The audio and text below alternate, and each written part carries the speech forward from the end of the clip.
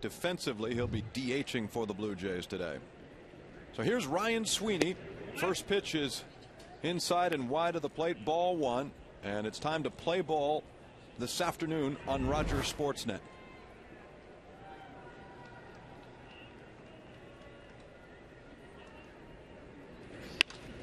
Hit right back at Talent. He makes the save, recovers the baseball, and throws it wildly to first.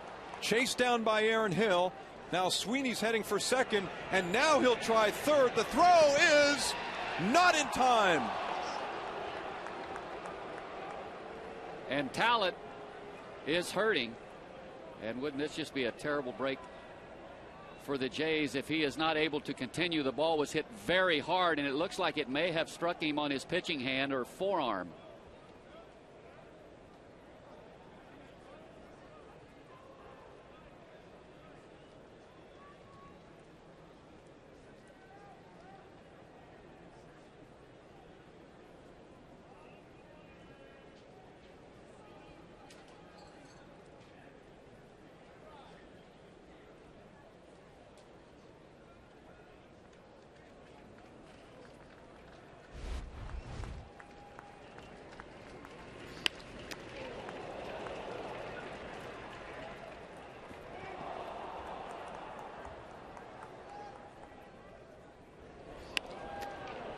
Hard to tell from those replays where it caught him, but he's throwing some pitches now to see if he can continue on in this game. What on earth would Cito Gaston do if Talent can't continue? He's already in there essentially as a replacement for Jesse Litch. And the first pitch that he attempted almost hit Cabrera standing in the batter's, it's not the batter's box, the on deck circle. Hopefully he can continue.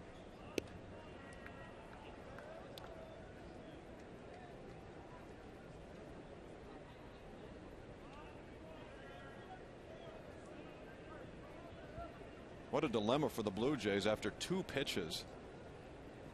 And you know Talent knows the importance of his outing today. They've got essentially nobody to go to if he was too hurt to go on. So even if he's feeling a little pain, it's quite possible he's not letting on. And being a competitor, he most certainly wants to stay in the game. And the thing you have to be sure about is that it doesn't cause him to alter his delivery and maybe lead to an arm injury of some sort.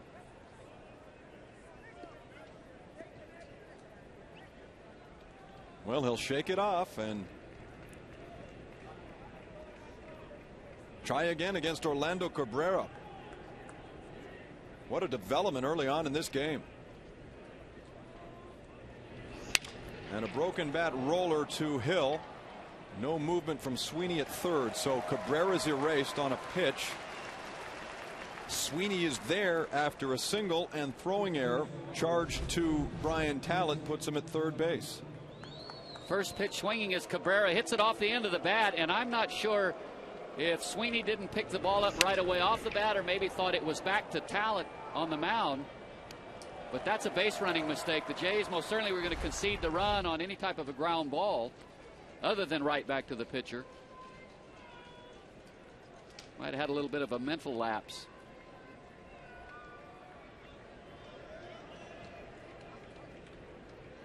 Here's Jason Giambi now, the number 3 hitter, who went 0 for 5 last night. In fact, he doesn't have a hit in his last 10 at bats. Lefty on lefty here. Talent deals the first pitch. It swung on and missed. Fake throw by Barajas. Chases Sweeney back to third.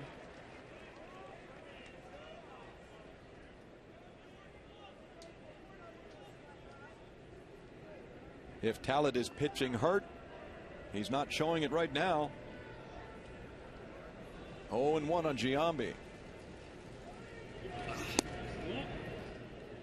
The concern would have to be, I don't think it's anything serious, but as the game progresses, could there be some swelling and the hand kind of stiffen up?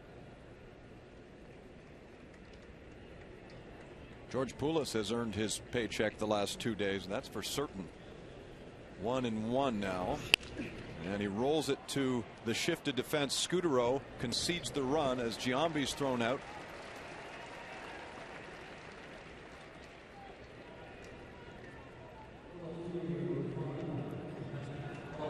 So Giambi now has his 4th RBI, and Sweeney's over on the bench having a word with the coaching staff, specifically the manager, Bob Guerin.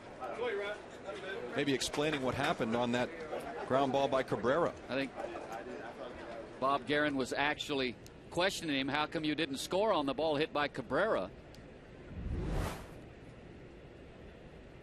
So it's 1-0 for the A's, and here's Matt Holliday, still looking for his first home run with the Athletics as a starter. And remember, Brian Talent came up with the Cleveland Indians as a starting pitcher. He's making just his 7th career start. Here's Scudero rushing the ball. He throws out Holliday, and after seeing a man get onto third base, the very first batter, the Jays only give up 1 here in the first.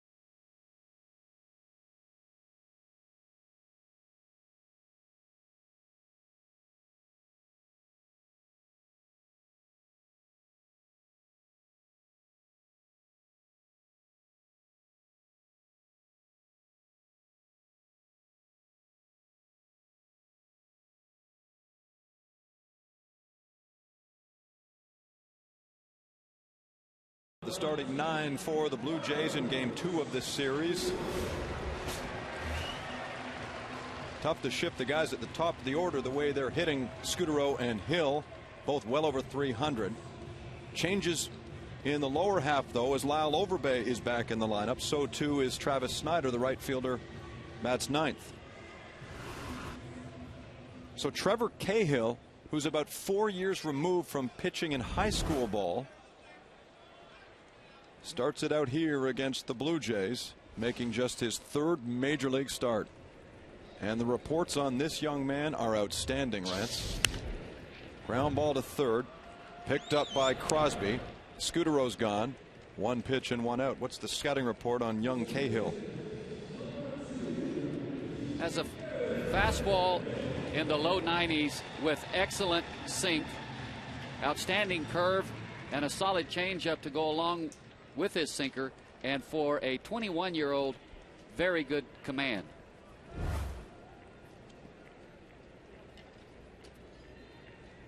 This Oakland rotation has been drastically reshaped. No Rich Harden, no Dan Herron, no Joe Blanton. Just a bunch of kids right now, and a good-looking one on the mound in Trevor Cahill facing Aaron Hill.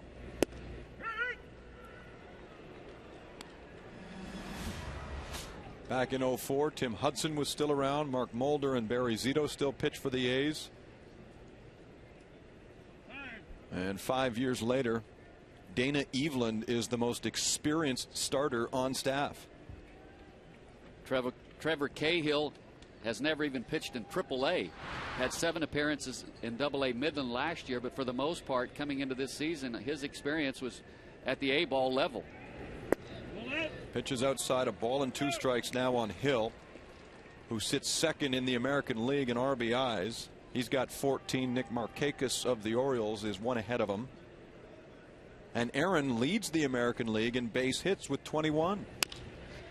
He rolls that to Cabrera and is erased 6-3.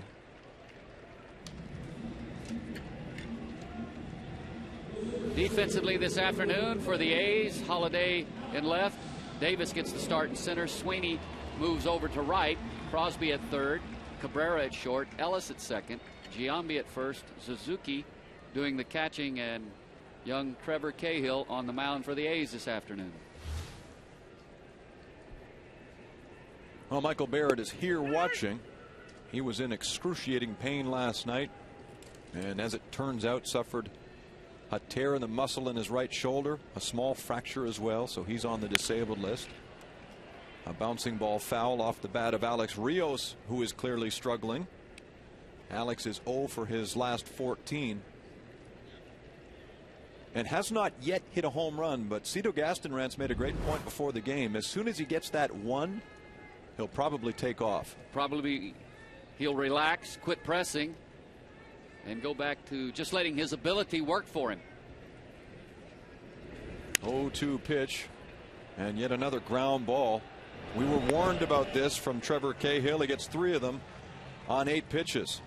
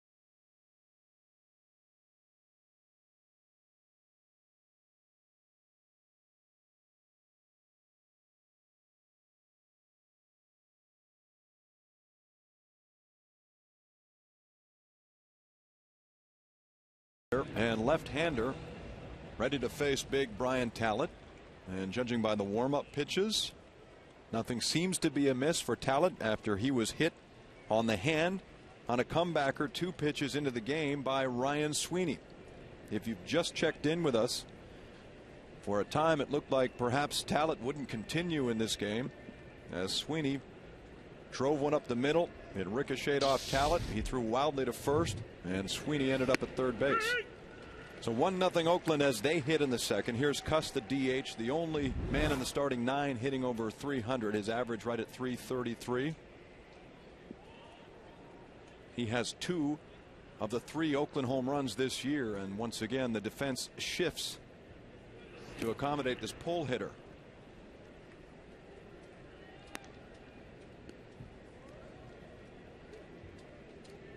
Aaron Hill's playing a version of shallow right.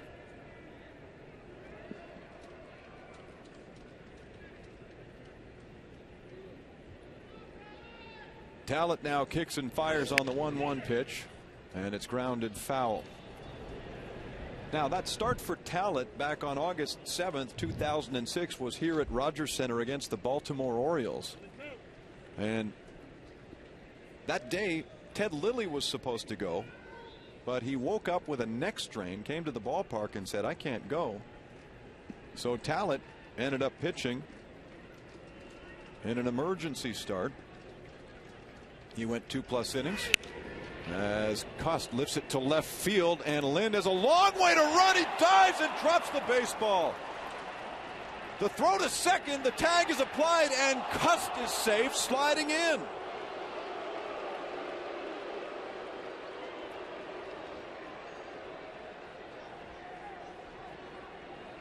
It was a great effort by Adam Lind in left field. When the ball was hit, I didn't think he had a chance. But lays out, is almost able to come up with it, and then makes a fine throw from his knees to make this very close at second base. It looked as if Cust might have been out, but from the replay there, it looks like the left foot got in just ahead of the tag by Scudero.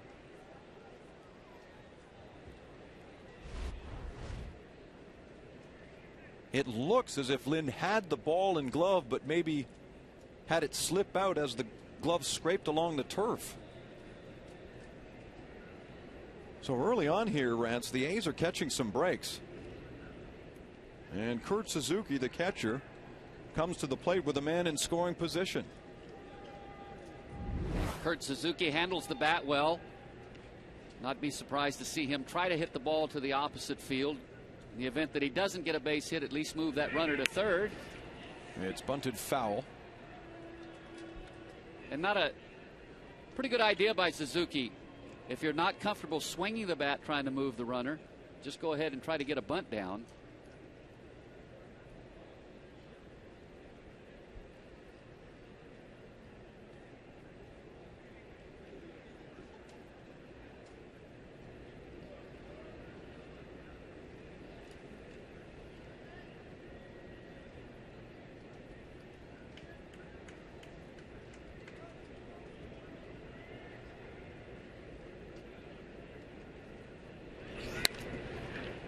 Taken foul, 0-2 now on the batter. And if you're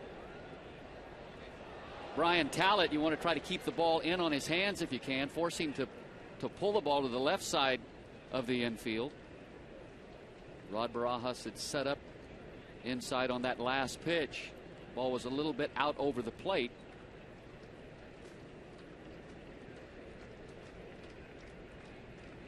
Nothing in 2. And Barajas sneaks inside. The pitch is in. They get him to swing, and Suzuki's gone on 3 pitches.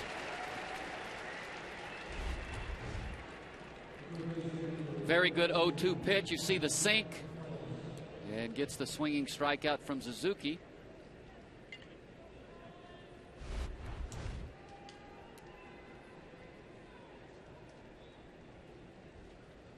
Well, Mark Ellis now will bat for the A's.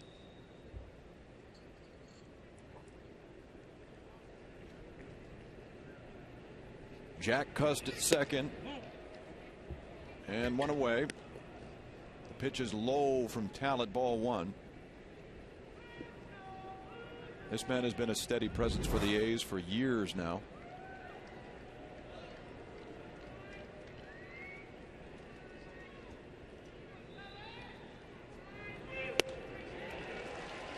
Up and away, but Ellis chases. 1-1. Good changeup from Brian Talent. Even though the ball was up, just the change of speed fooled the hitter.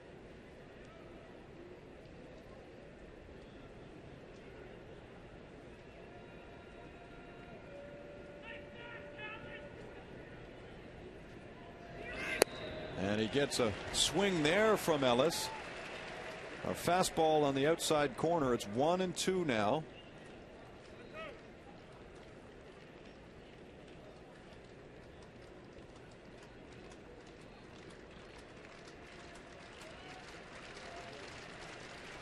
Talent focused in on the signs from Barajas.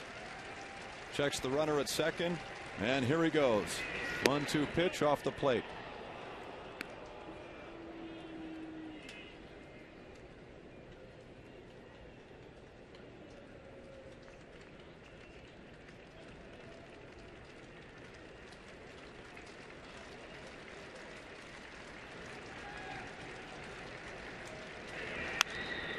Popped it up. Overbay comes in. Ellis is gone, and that's the second out.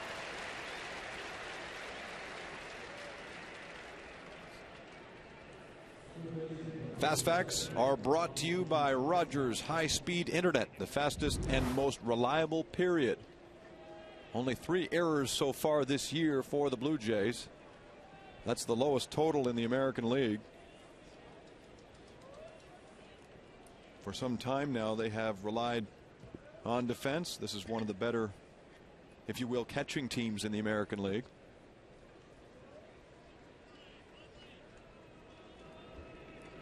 Bobby Crosby now, he was the hero offensively last night for the Oakland A's with his 3-run triple in the 4th inning. Bobby Crosby getting the opportunity to play because of the injury to Eric Chavez. He's been basically relegated to a utility role. Was a promising young shortstop a few years ago, but unable to stay healthy and fulfill his potential. But a big hit in last night's game. Tal at the pitch, and it's flied to center field for Rios. That leadoff double goes to waste for the A's as Cust is left stranded. Still a 1-0 advantage for Oakland.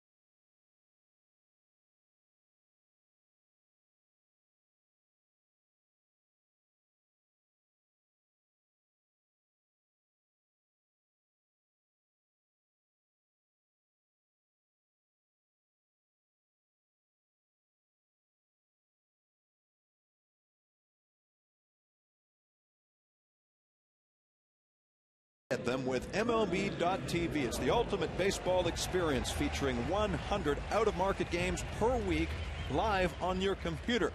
You want some more information?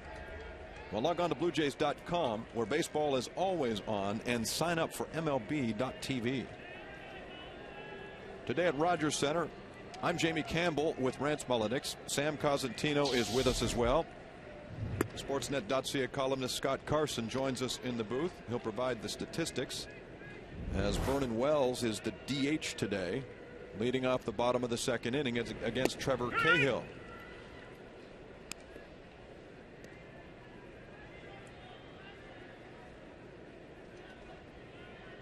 One ball and 1 strike. Cahill the delivery, and here's a young man whose 2-seam fastball has been compared to Arizona's Brandon Webb, and that's some heady praise right there. A ball and 2 strikes, and it's rolled back to the pitcher. He fields the ball and throws out Wells. More impressive than that is just the composure of this young man. 21-year-old rookie is very composed, does not seem intimidated by the situation at all. And he has pounded the strike zone, and he does have an excellent sinking fastball. So far, 4 ground balls, and the Jays have yet to hit a ball hard off of him. Adam Lind is the left fielder. He'll take his licks now against Cahill, who was taken in the 2nd round, Oakland's first pick in the 2nd round back in 2006 out of Vista High School in Oceanside, California. Just 21 years of age. 1 ball and 1 strike now on Lind. And though he was the losing pitcher on Sunday against Seattle, he no-hit the Mariners over the first 6 1/3 before Adrian Beltre singled with 1 out in the 7th inning. So Cahill became the first Oakland rookie to take a no-hitter into the 7th since Mike Warren actually threw a no-hitter as a rookie back on September 29th, 1983. It's a full count after the foul there.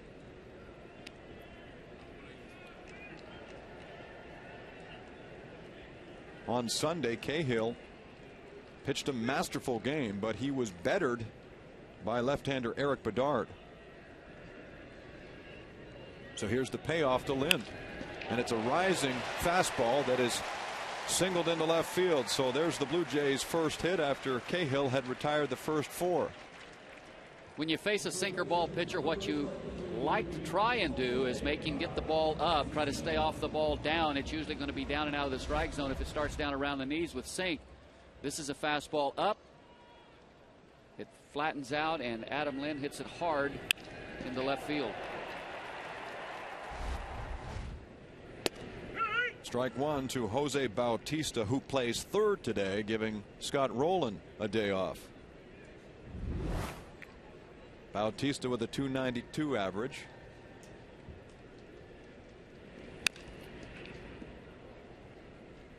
As a team, the Blue Jays are #1 in the American League with a .307 average collectively. And starting the day, 134 base hits. That's 29 clear of the second-place team, the Texas Rangers.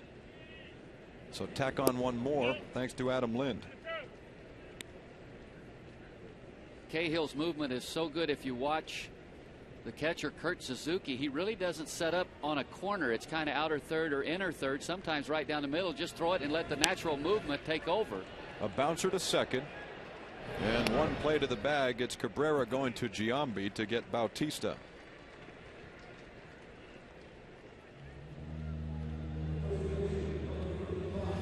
He hasn't pitched to this point above Double-A.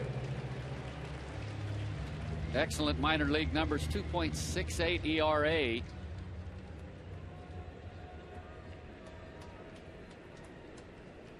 And in 238 2/3 innings of work at the minor league level, just 8 home runs allowed. He was Oakland's organizational pitcher of the year last year. He faces Lyle Overbay and gets a strike.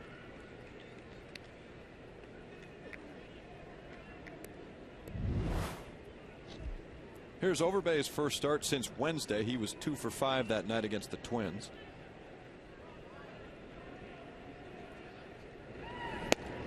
Lyle hit a home run on Monday night in the victory over Minnesota, a 6th inning shot to dead center field off Kevin Slowey.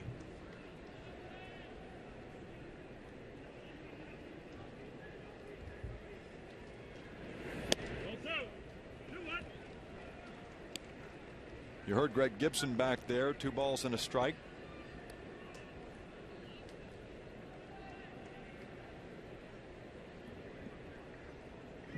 Leaning over the right shoulder of Kurt Suzuki. 2-1 pitch. Tries to run it back over the plate. It's now 3-1 on Overbay. And I know it's early in the game, but if you're Cahill, do you give in here to Overbay? You have first base open, 2 out, and a right-hander Rod Barajas on deck. Ball 4. So Suzuki wants a word with Cahill as Overbay trots down to first.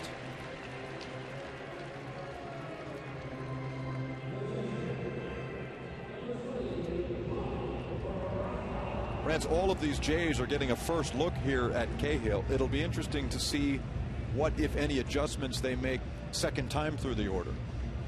And no doubt they will make some adjustments. Probably more than anything else, just make him get the ball up just a little bit. Adam Lind was able to do that on the 3-2 pitch and singled to left field.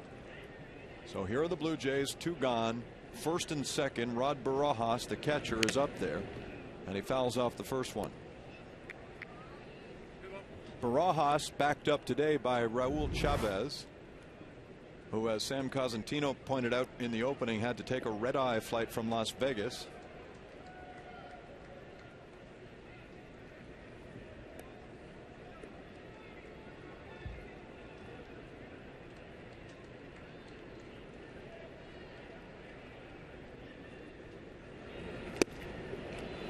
0-2. Good action on that pitch.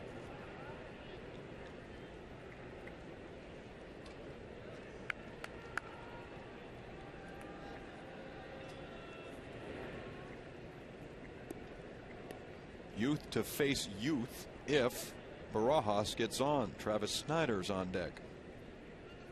0-2. And a chopper foul.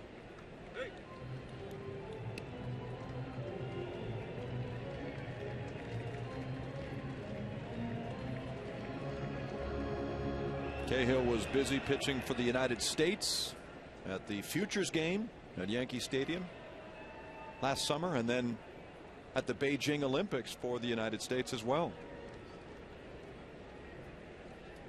0-2. And a liner softly to Cabrera, and he makes the play to retire Barajas and get the side. 2 left for the Jays, 1-0 Oakland.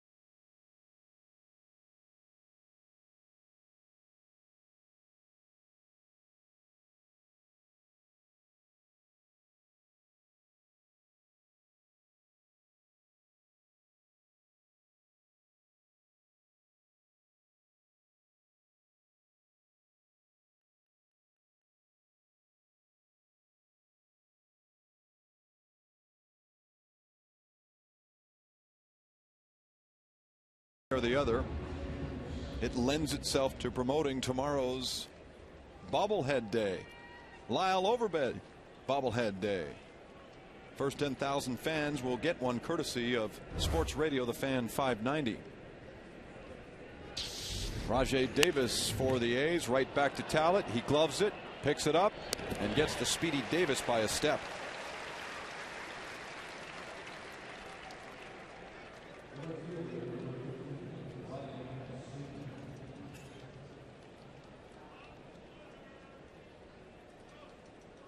How's that hand look?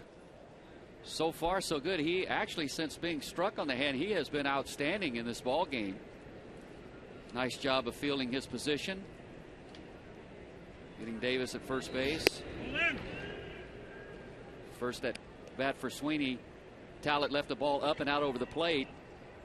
He's going to make sure he got that one inside. 1 ball, no strikes to the leadoff man.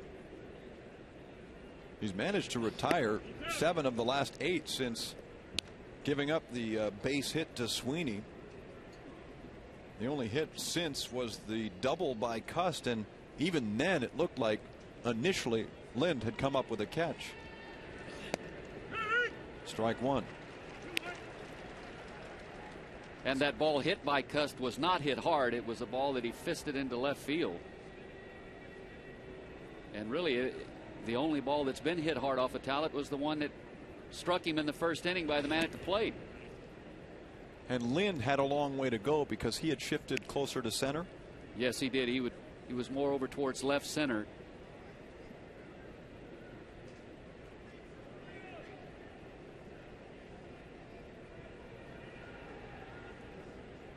Three and 1 now on Sweeney. 1 away, and the pitch runs inside for ball 4. So Sweeney's on base for the second time. Let's bring in our good friend Sam Cosentino. Sam? Well, Jamie, you mentioned earlier in the game that this is the 7th start for Brian Talbot, and looking over his previous 6 starts, an interesting stat I was able to dig up, and if you include the unearned run given up in the first inning here, he's given up 16 runs as a starter, only 9 of which have been earned. So for whatever reason, when Talbot's out on the mound, defense tends to be a little shaky. He was the air for himself there in inning number 1. Orlando Cabrera busted his bat, rolling over on a ball in the first and grounding out to second base. Talbot came up as a starter, made his big league debut with the Indians at Fenway Park on September 16th, 2002, starting the night game of a day-night doubleheader in Boston.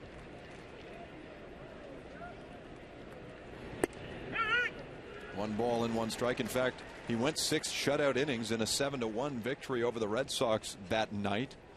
And he said the best part about it was I knew 5 days ahead of time that I would start that game, so he was able to fly his parents in. They were able to watch his big league debut. He checked Sweeney over at first to keep him honest. 1-0 Oakland early on in this ball game.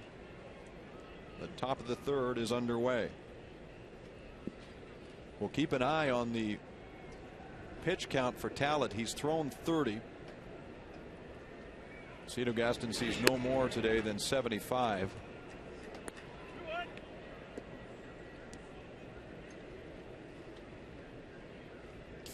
I would think, Rance, if the manager can get 5 innings from Talbot, he'll take it. 6 innings would be an absolute bonus. 6 would be a huge bonus. Probably going into the game this afternoon, Cito Gaston was looking to get 4 for sure. 5 would be nice, and 6 would be huge.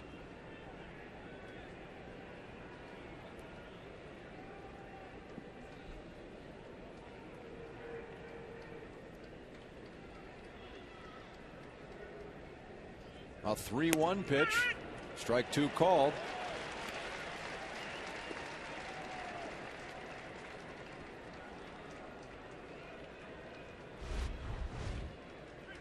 I don't think Cabrera had any intention of bunting. He was maybe trying to create a little bit of a distraction. Looked like he was taking all the way.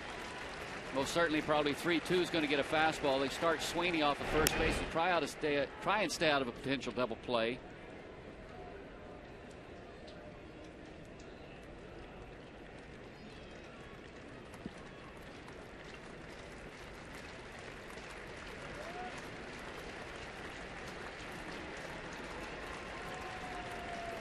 Runner goes on the ground, taken by Hill. He can't make the play to second, goes to first instead. So that had double play written all over it. But because Sweeney got the jump, he settles into second base. That's why oftentimes that 2-2 pitch, when you go 3-2, it gives the opposition the chance to stay out of a double play. As you mentioned, Jamie, if that's a 2-2 pitch and Sweeney's not running, an easy double play. Remember last night in the 4th inning with 1 out, Jack Cust at first base, and the A's sent him with Kurt Suzuki coming up, and Suzuki swung and grounded a ball to the left side, but because Marco Scutaro was breaking for second base, he wasn't there to field the ball, and that allowed the A's to keep the inning going. They ended up getting a walk and then a triple, and were able to come back after the wild pitch and tie the Blue Jays. That was a very significant at bat in the game last night on a similar type of situation. So Giambi now again with the defense shifted to the right side.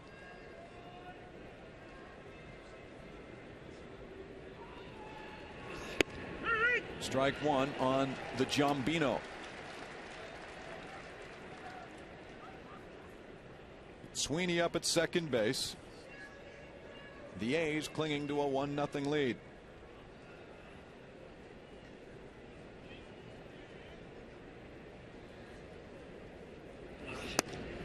Strike 2. No argument there.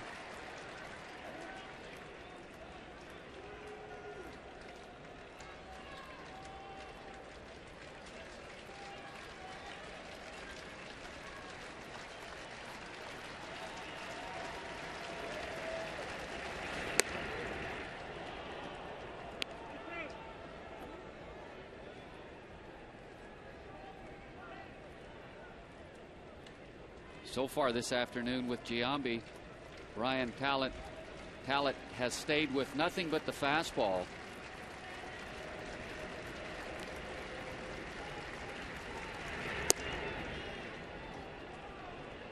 It's the first breaking ball that he has thrown to Giambi this afternoon. And Giambi's not one of those sluggers that just goes up there and starts swinging. He's got a very good eye, exceptional plate discipline. As a result, he normally has a very high on base percentage. Let's see what Talent offers here on 2-2. Outside again. So there's the Giambino running at 3-2 after starting 0-2. And it's not often that you would say 3-2 to Giambi. You've got to throw a strike as opposed to pitch around him a little bit but with Matt Holliday on deck, an outstanding right-handed hitter, you most certainly want to go after Giambi here. And he gets him to pop it into shallow left, and now everybody has to scamper over, and in the end it's Scutaro. Because players were out of position, that was a little more of a difficult play. But they get Giambi, and even after getting hit in the first, Talent's acquitted himself quite nicely.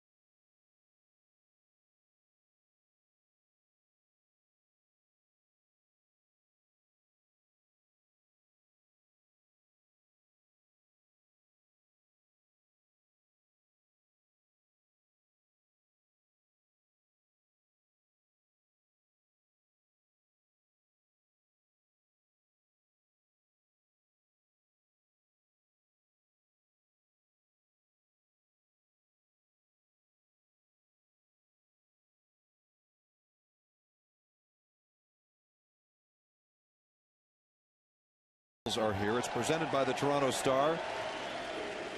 Kids 14 and under taking part in the Passport program that day can receive a miniature Scott Rowland bobblehead by collecting 3 stamps on the Passport.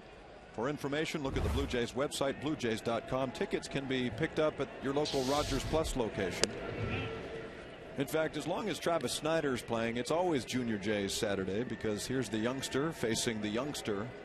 It's a kid's game. Trevor Cahill, who is 21, up against Travis Snider, who is also 21.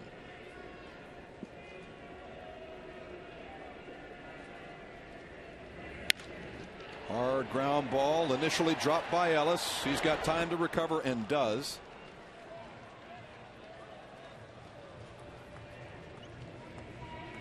Once in a while a young hitter comes along and has that special sound. The ball off his bat, and Travis Snider, ball just jumps off his bat when he hits it. The ball was hit very hard. He turned on the afterburners there after he saw Ellis drop the baseball as Marco Scutaro takes strike 1. Now Scutaro has led off every game this year, and in the event he gets a break, you may see Snider hitting in the #1 position. So says the manager, Cito Gaston. He also might move Aaron Hill up a spot. With a little more on Scutaro, let's bring in Sam Cosentino. Well, Jamie, I talked to Scutaro this morning and said not only being in the lineup every day has made him successful, but the fact that he's trying to be more consistent in his mechanics, and by that he means staying a little more spread out.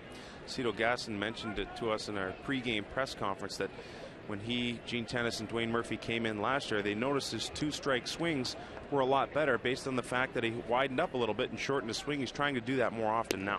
Here's a 2-strike approach right now, 2-2 in fact on Scudero, who has 4 home runs already. His career high in a season is 9. So he's off to a torrid start. Facing Cahill for the second time, and this time he's making him work a little bit. You might remember the first at bat, he swung at the first pitch and grounded out to third. Second time around now for the Blue Jays against the young right-hander from the A's. 3-2 and a chopper foul. Marco Scudero, very experienced, always has an idea. Sometimes he'll jump the first pitch, but once in a while he'll walk to the plate, as you mentioned, Jamie, with a plan. Maybe try to work the count. Fell behind 0-2, now has worked his way all the way back to a full count. Marco has reached base successfully in all 12 games to start the year, and you can make it 13 after ball 4 is issued.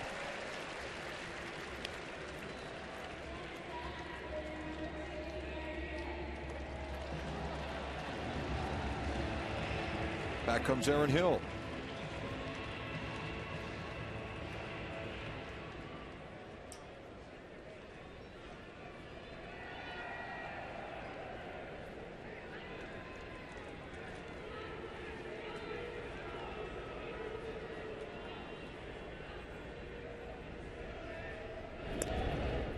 On Wednesday, after the Blue Jays had taken a commanding lead on the Twins, fans were getting bored and they started throwing beach balls into right field, and that's about what the baseball must look like these days for Hill. He seems to be seeing it well. I think today the term they use often is seeing it large, and it almost, when you're in the kind of groove that Aaron Hill is in right now, it almost seems as if the ball comes up to the plate and just stops, and then you hit it.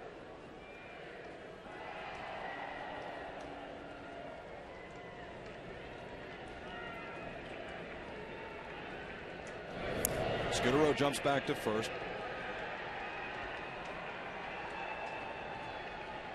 When you were in a groove, back when you were playing, did you find yourself like eating the same kind of cereal every morning just because you didn't want to change routines?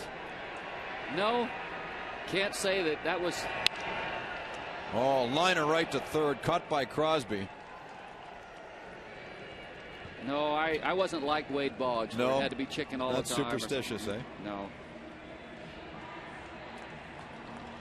Well, we'll give some credit to Hill for hitting it hard. He did, right on the nose, but right at Bobby Crosby. There's been 2 balls hit very hard in this inning by the Jays, one by Travis Snider and then the line out by Hill. Here's Rios again, and we'll see if he can break out of his 0-for-15 slump. 2 down in the third. Scudero at first. Trevor Cahill on the bump for Oakland, and he throws over again.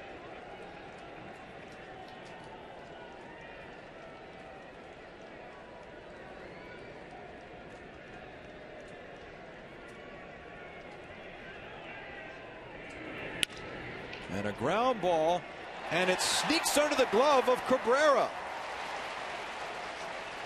So the inning stays alive, and finally a base hit for Rios, and that breaks his 0-for-15 stretch.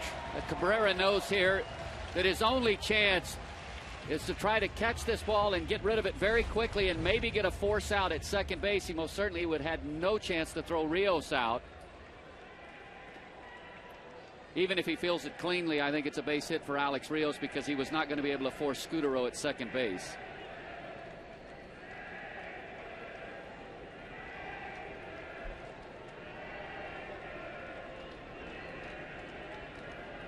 Who knows, maybe a hit like that, something that would turn Alex Rios around and get him going back in the right direction. He needs that. At this point, hitting .216 without a home run, and Alex has driven in 6. Well, when you're hitting third, you're counted upon to drive in some runs and create offense, something Rios has not been able to do in the early part of this year. 2 on for Vernon Wells, the 0-1 pitch, and it's a little low for ball 1.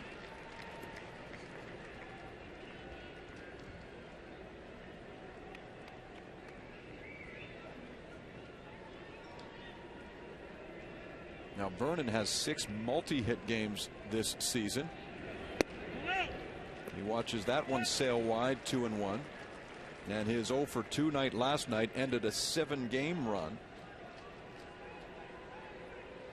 And it's really tough on you when you're in a slump and everybody around you is torrid. Oh, I bet. Right back to Cahill. He gloves it beautifully and runs it over to first to retire the side. The Blue Jays again leave 2.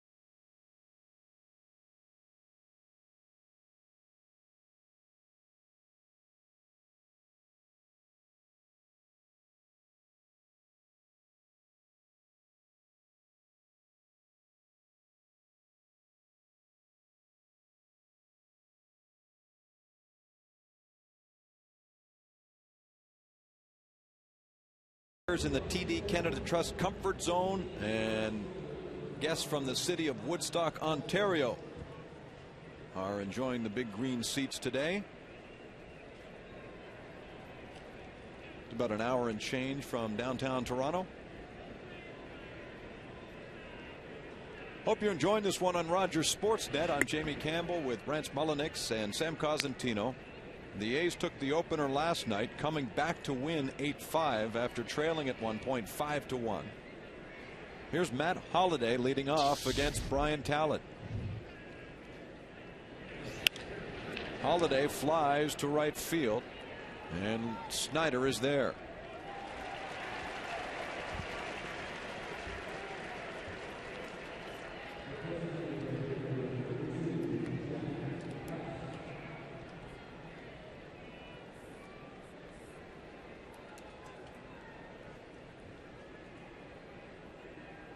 Brian Talent last pitched on Monday in a game started by Jesse Litch. After a strikeout of Justin Morneau, Litch felt something in his arm, but he let it go for a couple of innings. And the result is Litch being on the 15-day disabled list. He'll be out for a little while.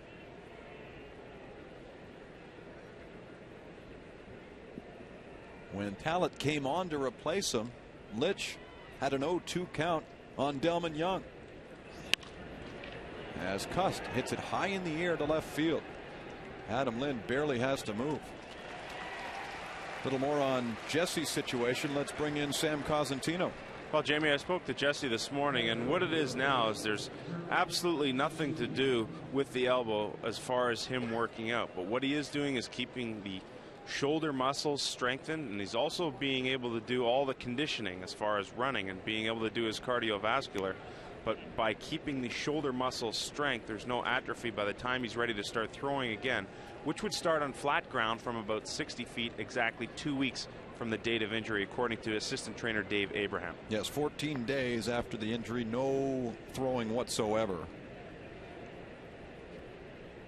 I think the exact terminology is a strain of the flexor pronator muscle. And when Talent went on the DL, they called up reliever Bill Murphy. Excuse me, Litch went on the DL. Here's Kurt Suzuki with 2 gone in the 4th inning. And Talent's keeping it reasonable. Now 47 pitches after 3 2/3.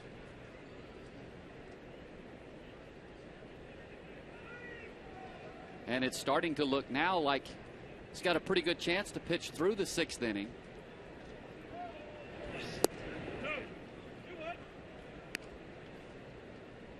I'd mentioned Talent came into the game on Monday facing Young with an 0-2 count. First pitch and he got him swinging. And so Talent got credited for a strikeout by throwing only 1 pitch, which happens occasionally, but not that often. And here's a ball hit well to center field, backing up Rios. Brian Talent, a 1-2-3 fourth. He only needed 9 pitches in the inning. Still a 1-0 Oakland lead.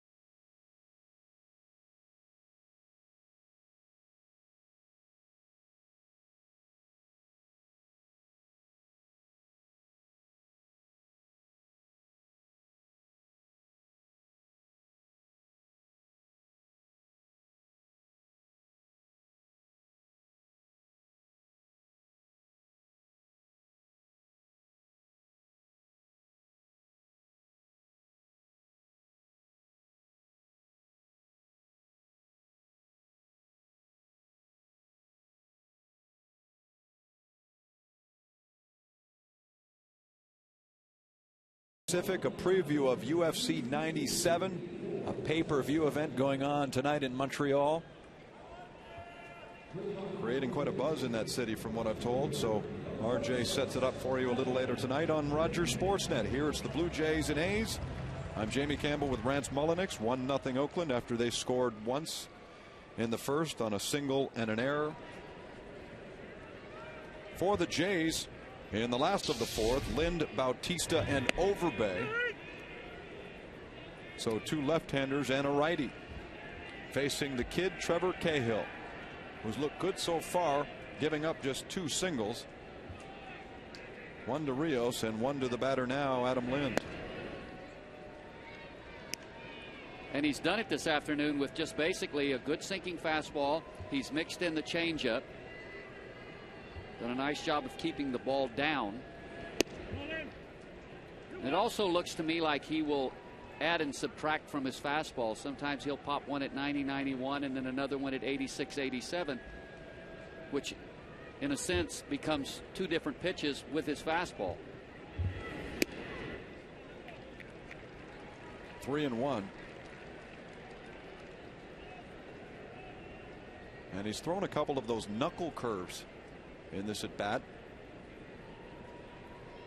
3 balls and 1 strike. That fades away for ball 4. So the first man is on.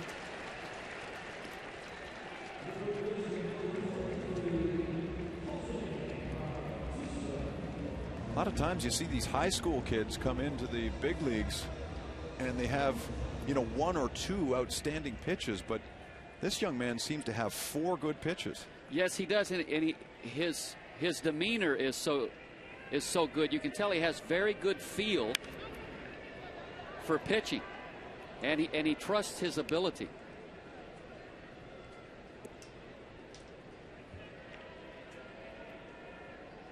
You'd kind of expect this kind of maturity from a college kid, someone who was drafted out of 3 or 4 years out of a university program, but this kid came right out of high school.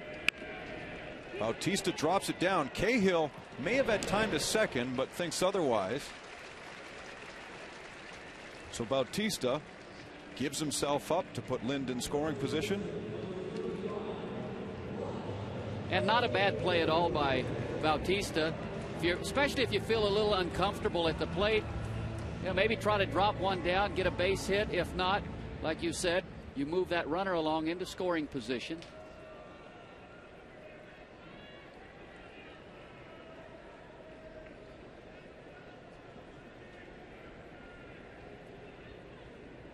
Lyle Overbay now. And he walked his first time up.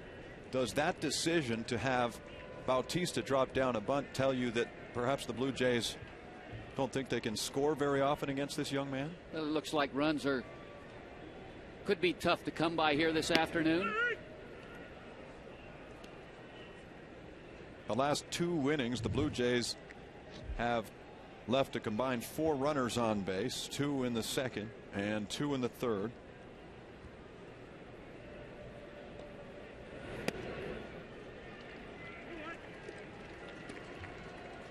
They have yet to see a base runner reach third base so far. So let's see what Overbay can do here against Cahill.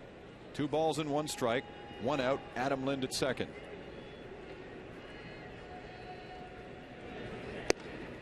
Now 3-1. You can't always play for the big inning that you're going to score 3 or 4. Sometimes you need to mix it up, change it up a little bit, move a runner along with a bunt, hit and run on occasion.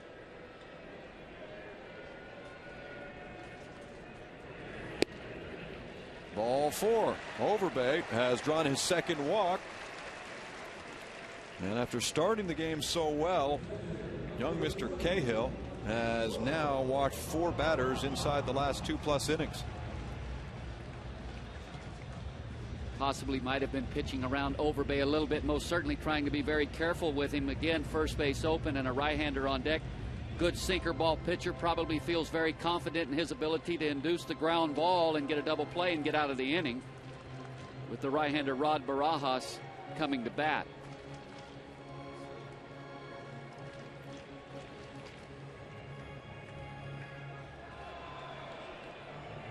And Barajas, if you watch the Jays frequently, likes to swing it.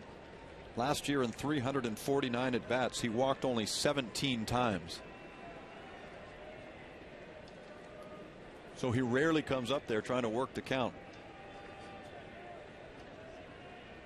And Rod Barajas is a pretty good low ball hitter. Up against a pretty good sinker baller, at least at the age of 21. The first pitch is high, though. 1-0.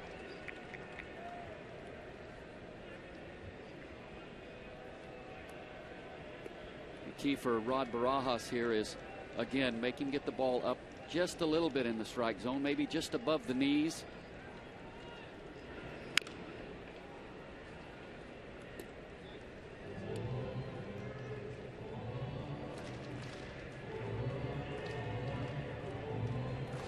So here are the Blue Jays trying to get on the scoreboard for the first time against this 21-year-old rookie in just his 3rd major league start. Adam Lind opened with a walk, pushed up to second by Bautista. Now Overbay is at first base. 2 balls, 1 strike on the catcher, Rod Barajas.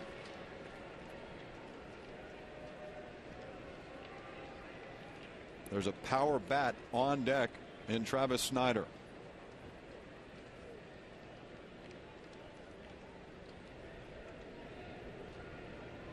Here's the pitch to Rod, and he hits it off his ankle. If that hurt, he's not showing it. It's a pretty good pitch to hit, but the late movement on the sinker tied Barajas up just a little bit, just enough that he couldn't get extended.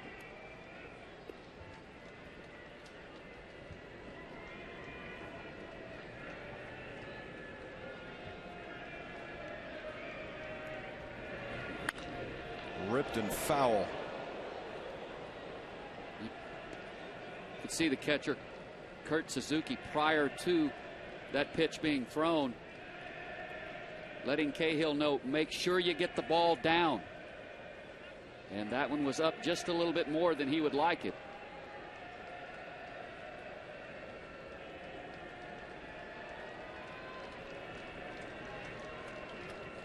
Here's the pitch on 2-2, and he runs it in. And Barajas stays alive against the baby-faced Trevor Cahill.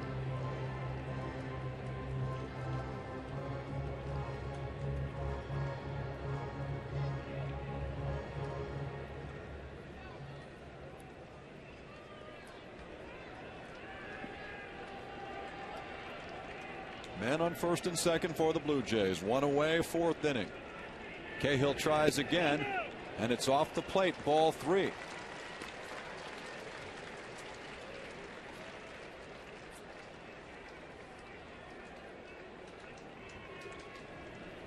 He's flirting with danger here. If he puts Barajas on, he has to deal with Travis Snider in a bases loaded situation.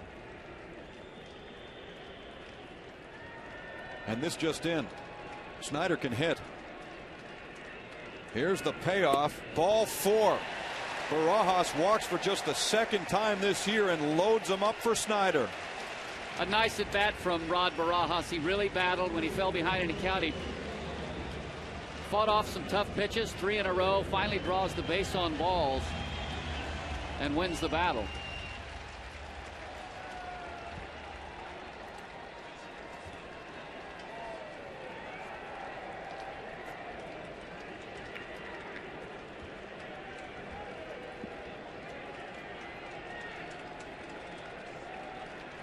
There's the situation. 3 men on.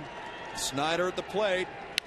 And he grounds it to first. It's gloved by Giambi. The throw is low. And Snider slides in safely as the Blue Jays tie the game.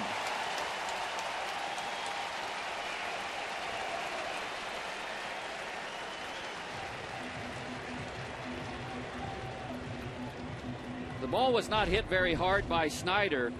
A nice play by Giambi, but not a very good throw to second base. I don't think they would have been able to complete the double play, but the low throw there to Cabrera made it very tough. He couldn't set his feet, and great hustle by Snider with a head-first dive into first base. Well, you like to see that youthful enthusiasm. Absolutely. Adam Lind comes in on the play. Snider picks up his 8th run driven in. And Marco Scutaro, who's hitting .319, has a chance to give the Jays the lead here with Overbay over at third. 2 out, and he runs it in and hits Scutaro in the shoulder.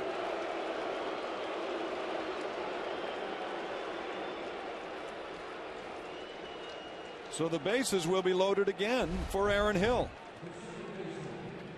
Ball just gets away from him, runs up and in. You see Marco Scutaro turn away from that pitch. It looked like it might have caught him up on the left arm, maybe in the ribs. Looks like he got it in the left tricep.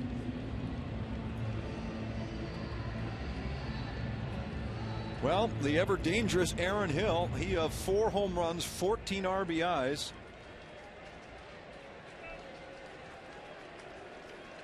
But 0 for 2 today. We'll get a chance here with 2 out.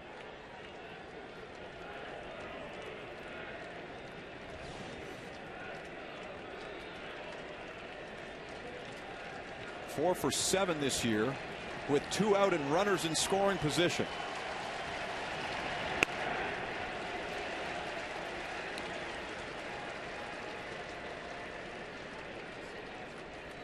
One and 0.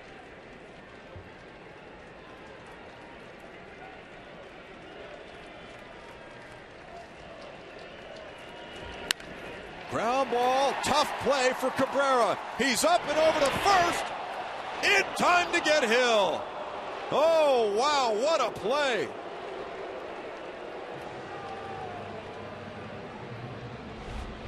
Aaron Hill hits the ball very hard, but as you mentioned, this is just tremendous. He slides into it quickly to his feet, and then a strong throw right on the money to Giambi.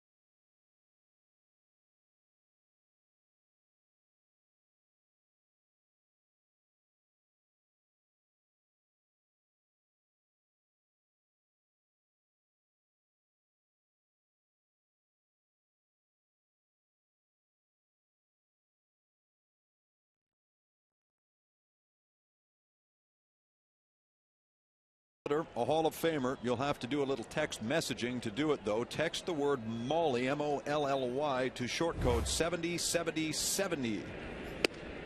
And the winner will be announced on Friday, May the 1st on the Fan 590 Morning Show with Don Landry and Gord Stellick. The winner gets a private meeting with Hall of Famer Paul Molitor. So here are the A's coming to the plate against Brian Talent. And I think it's safe to say, Rance, we just saw a game-changing play, because if Cabrera doesn't throw out Hill, the Blue Jays take a one-run lead. The bases are still loaded, and who knows what Vernon Wells does against the young right-hander Cahill. Excellent point. We'll never know at this point, but a great play by that man Cabrera. This ball popped up, and it's headed for the seats out of the reach of Lyle Overbay, and that's why the A's went and got Cabrera. Yes, and the reason he could make that play was the way that he slid into the ball. If he runs through that and tries to set himself and throw, he's not going to get Hill at first base. And every time I see someone do that, it always reminds me of Roberto Alomar, because he was the first player I ever saw going to his left or his right, slide into the ball and make great plays in that manner. And I think he actually invented that, or came up with it, because now you see it's pretty commonplace. But Roberto Alomar was the first I ever saw do that. There's a fly to center field. Ellis is out, and so far Brian Talent has been quite economical in his start here. And isn't that great news, considering the first man to face him knocked a ball right off his hand, and for a little while we wondered if he would continue at all in this ball game. But Talent has recovered nicely, and since the hit by Sweeney, has only given up one more, and that was a double to Cuss to lead off the second. So 53 pitches make it 54 for Talent in his first start in almost 3 years.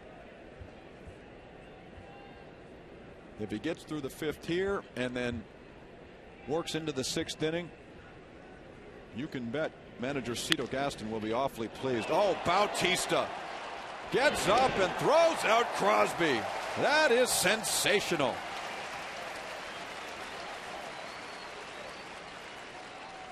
He just took a double away from Bobby Crosby.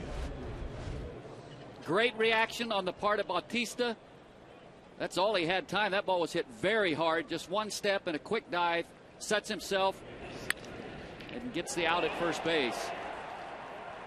Here in the last couple of innings, we've seen some outstanding defensive play on the infield. He made a very similar play as Rajay Davis comes up for the A's in helping save a victory for Ricky Romero back on April the 9th. Bases loaded in the 3rd. Detroit was up 2-0, and Inge shot a grounder into the hole that Bautista snagged and was able to get Inge by a step. So once again, defense coming into play here as the Blue Jays and A's are tied at 1. Davis, the center fielder, is 0 for 1. 1 ball and 1 strike. And it's fouled away. Talent gets ahead of the batter, 1-2.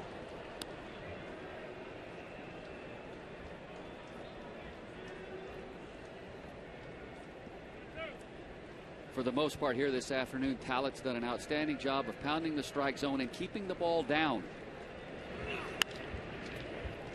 This ball popped up, playable for Hill. And what a nice effort today so far from Brian Talent. He's not finished. He only needs 10 pitches in the 5th inning.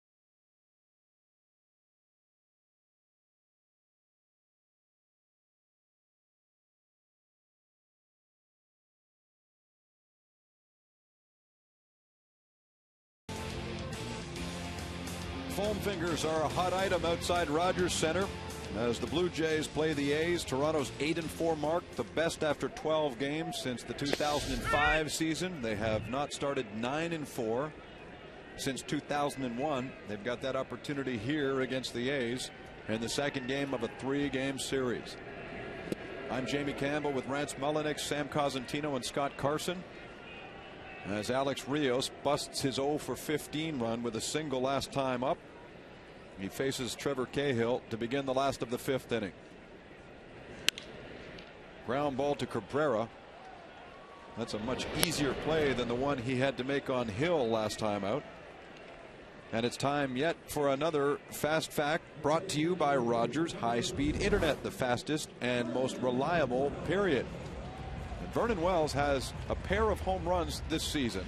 So in his career, he's got 179. That ties him with Jesse Barfield for 4th on the all-time list.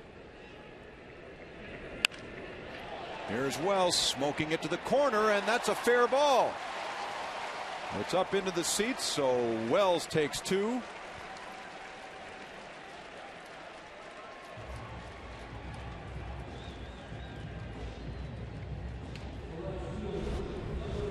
One of the few times today that Cahill's left the ball up in the strike zone, and Vernon Wells jumps all over it, drives it hard down into the corner.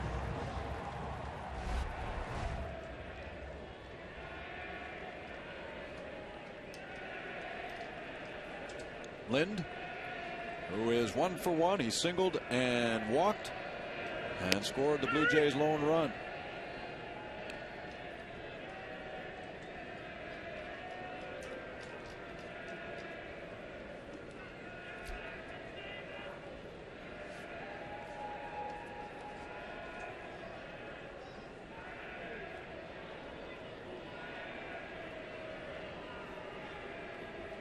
At one point last night, the Blue Jays led 5-1. Oakland stormed back to take the victory, and they were not alone, were the Jays, because in 7 of the 15 games played last night, the winning team overcame deficits of 3 runs or more. So it seemed to be a theme last night. The Blue Jays had done to them what they've been doing to so many others this year, and that is coming from behind. Lind with a man in scoring position, 1 away, 1-1. Here's the young Cahill throwing it down and in for a 2-ball, 1-strike count.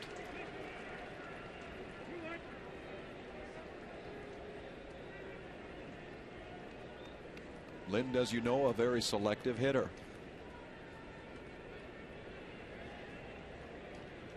Does not often go out of the strike zone and get himself out. And he got a pretty good pitch to hit there, and it's out in front of it just a little bit.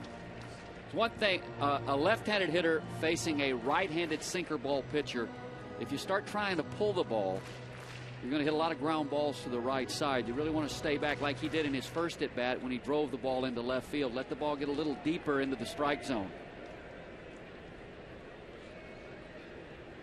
2-2 pitch on the way from Cahill. And Suzuki takes it on a bounce. So Cahill is 21 years of age, with Brett Anderson, who won't see time in this series, also in the rotation. The A's have 2 21-year-olds for the 3rd time in Oakland history. The last time, '93, when Steve Carsey and Todd Van Poppel were in the rotation together at the ripe age of 21. Youth movement, throws it in, gets a strike as he runs it back in on Lind, and Cahill has his first strikeout of the afternoon. There's that good 2-seamer that we've heard about. Trying to go actually down and away with it, and he ends up starting it just off the plate inside. And clearly this ball came back, caught plenty of the plate. That's maybe a situation there for Adam Lind where he was looking out there, looking away, which was probably where he needed to be, anticipating that 3-2 pitch, and the ball in locks him up. 1 ball and no strikes on Bautista, who sacrificed Lind over to second last inning. It was a good decision, as it turns out, because Lind came in to score and tie the ball game at 1. Hit to right field, but not deep. There's Sweeney. And the inning is over. We've completed 5 here at Rogers Center. It's the A's 1, the Jays 1. You're watching Blue Jays baseball on Rogers Sportsnet.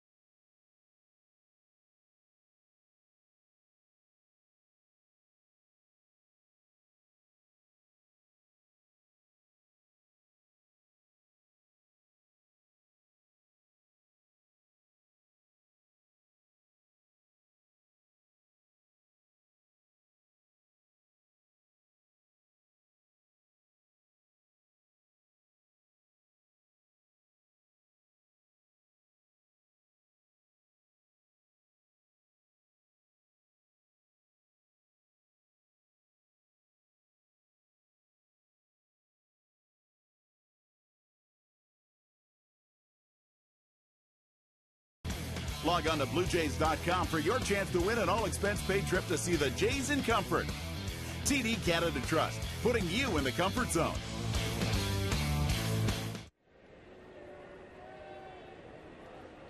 We begin the 6th inning here at Rogers Center with Ryan Sweeney hitting the ball deep to center field. Alex Rios chasing this one back to the wall, and it takes a hop.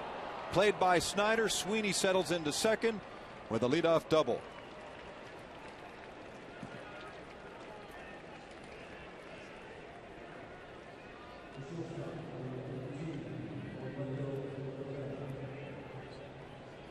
So Sweeney now 2 for 2. He's singled, doubled, and walked. And he wastes no time jumping on this first pitch fastball and just misses hitting it out of the ballpark. And a very nice job by Travis Snider to hustle over and back this play up and hold Sweeney to just a double. If you don't get that kind of effort out of your right fielder, that's easily a triple for Sweeney. Situation oftentimes where Cabrera will sometimes try to surprise you and drop down a bunt.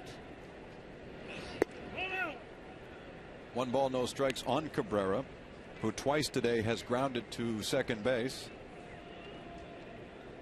If he can't get a base hit, he'd like to do that again, if for any other reason, to move Sweeney over to third.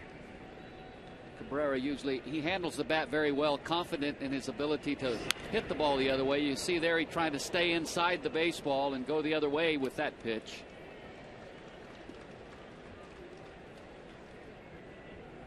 And if you're Bautista at third, you can't give up on the fact that he might bunt. Sometimes a hitter will take one shot trying to hit the ball the other way. If he fails to do it, maybe try to drop a bunt down. 1 ball and 1 strike. And he tries there, but it misses for ball 2. Brian Talent is nearing his pitch total of 75. He's at 62 now. So you see Carlson and Camp up and throwing for the Jays.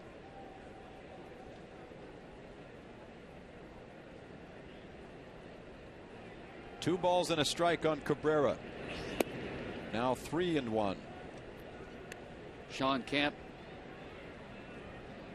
is up, no doubt. I think in this inning, gets to Holiday. I think there's a strong possibility that Sean Camp will come into the ball game to face him, the right-handed hitter. Fly down the right field line. Snider running over at the line and making the catch. Sweeney alertly tags and advances to third.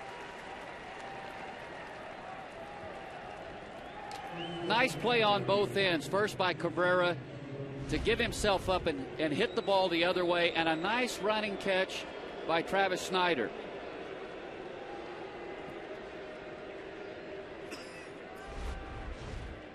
Jason Giambi now.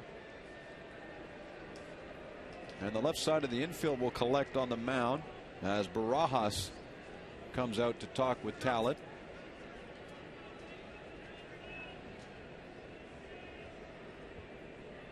Let's bring in Sam Cosentino once again. Well, Jamie, you look at Giambi, Holiday, Garcia Parra, and Cabrera, 4 veterans brought in by Billy Beane. And for these guys, they've provided different types of leadership. You look at Giambi, the outgoing type. You look at Nomar, the more quiet, silent type. And then you have Holiday and Cabrera, kind of middling guys. And Bob Guerin said he went to the hotel on the off day 2 days ago here in Toronto and saw 20 guys going out for dinner. This leadership group of veteran guys has really helped bond this young team. Here is a veteran, Jason Giambi. Different look from the defense. Not only have they moved into a shift, but they're right along the baseline between first and second in an effort to try and cut down on Sweeney at third.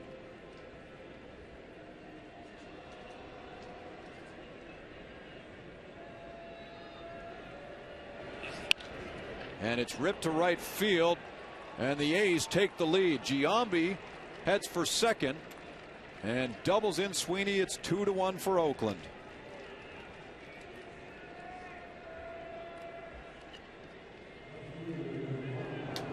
Giambi picks up his 4th RBI in his second go with the A's and gives Oakland a 1-run lead. Good pitch by Talent. Runs it in on his hands. It ties him up a little bit, but Giambi strong enough to muscle it down the right field line into the corner for an RBI double.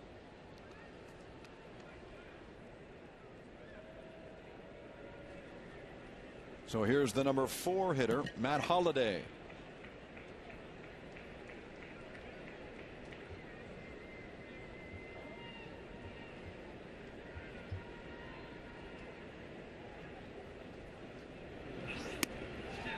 That ball gets away. Giambi trots down to third.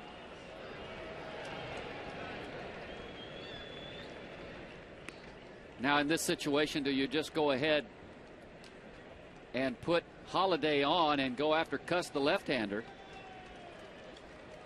Well, here comes Cito Gaston now. This goes as a passed ball, one that Barajas likely should have caught. But that's going to do it for Brian Talent, who throws a pretty good game today in his first start in almost 3 years. He's gone, and Sean Camp is in. So the change is brought to you by Robax Platinum, helping you walk away from back pain.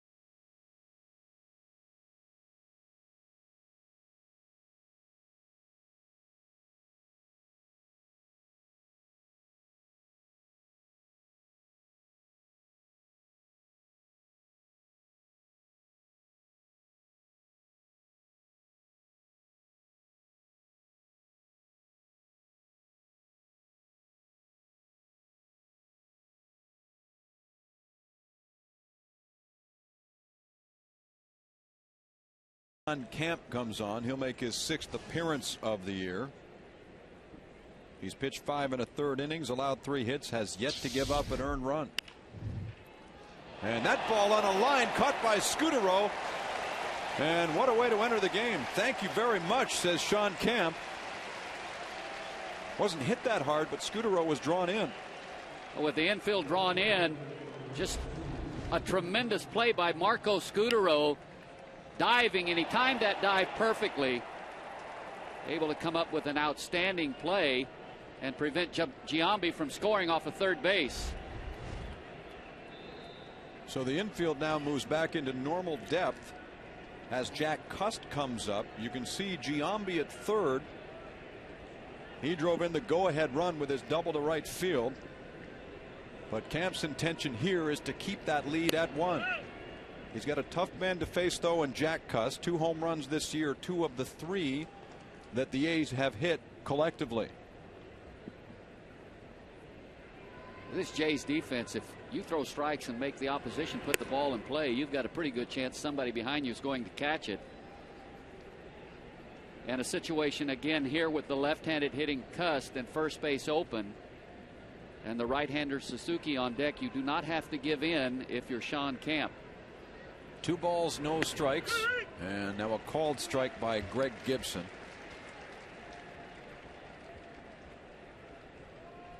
There's Suzuki. Young catcher from Cal State Fullerton. 2 balls and a strike on Cust. And now strike 2. Excellent movement from Camp on the 2-1 pitch. A backdoor slider started the ball off the plate just a little bit. Cust gave up on it. The late movement came back into the strike zone.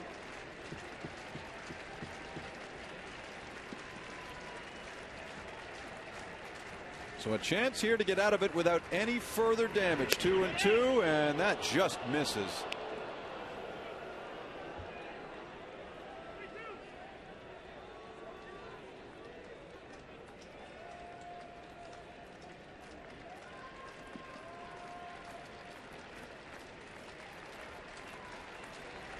Here comes the payoff from Camp. Swung on and missed, strike 3. What a job by Sean Camp.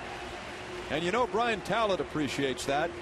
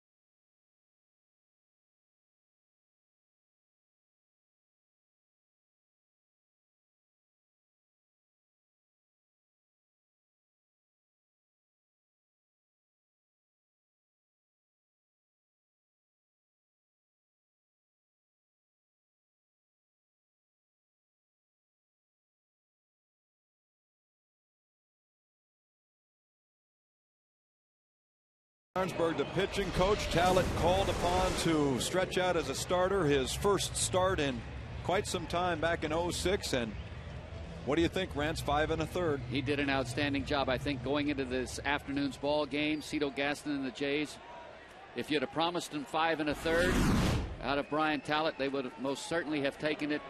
Just the 1 earned run allowed. Here's Overbay swinging at the first pitch and driving the ball to center field. Lyle turns for second. Sweeney picks it off the base of the scoreboard, and a leadoff double for the Blue Jays in their half of the 6th inning. If you go back to the bottom of the 5th inning, Cahill did struggle with his control and started to get some pitches up in the strike zone. And here, this pitch to Overbay is up, flattens out a little bit, and a nice job by Lyle Overbay driving this ball hard into right center. It brings up the catcher Rod Barajas, who has lined out and walked. He squares and pulls it back 1-0. Oakland A's starters this year are a combined 1-4 with a 4.66 ERA coming into this one.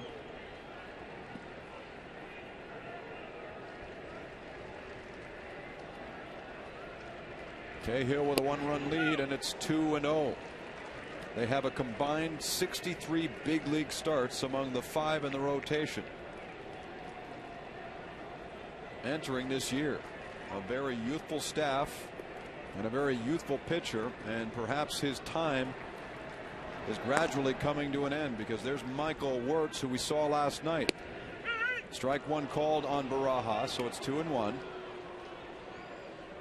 If you're Rod Barajas in this situation, if you're going to bunt, you want to make Crosby, the third baseman, have to handle it so that he has to vacate and come and get the bunt down the third baseline. Giambi from first can charge in. If you bunt it hard at him, he might have a play at third.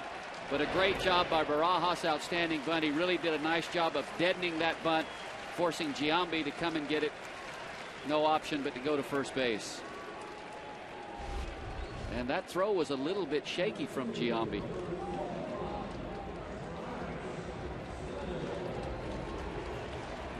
And a short hop Ellis, the second baseman. Now, Rance, as you know, here's a situation where the Blue Jays last season really struggled. Man at third, less than 2 out. An opportunity to tie the ball game is presented for Travis Snider. And he sends it foul.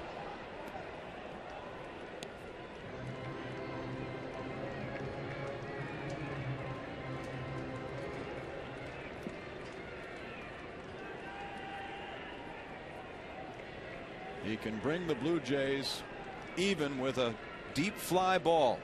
The 0-1 pitch, and he waves at it and misses. 0-2. Very good changeup from Trevor Cahill. Had Travis Snider well out in front of it. And now if you're Snider, you just try to let the ball travel, stay back as long as you can before you commit yourself to a pitch.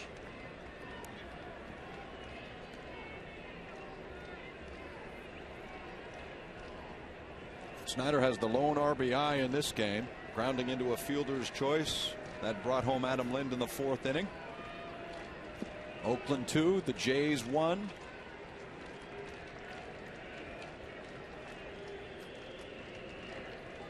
The 1-2 pitch on the ground, and it sneaks through. A tie ball game.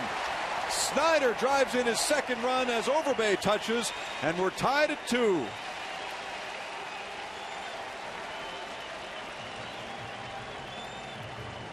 And give Travis Snider a lot of credit. He fell behind, but a nice adjustment to stay back. That last pitch from Cahill was a pretty good one. He took a lot off of it, had some good downward movement, but he keeps his hands back long enough to hit it sharply between Giambi and Ellis and drive in his second run. And what a competitor this young man is. You have to love his intensity. Youthful exuberance. Isn't that wonderful to see as Guerin comes out, slapping his hands as he knows he's accomplished what he set out to do, bringing in the tying run. Great to see from Travis Snider. And what a nice outing from this young man. He's got a bright future. The pitching change is brought to you by Robax Platinum, helping you walk away from back pain.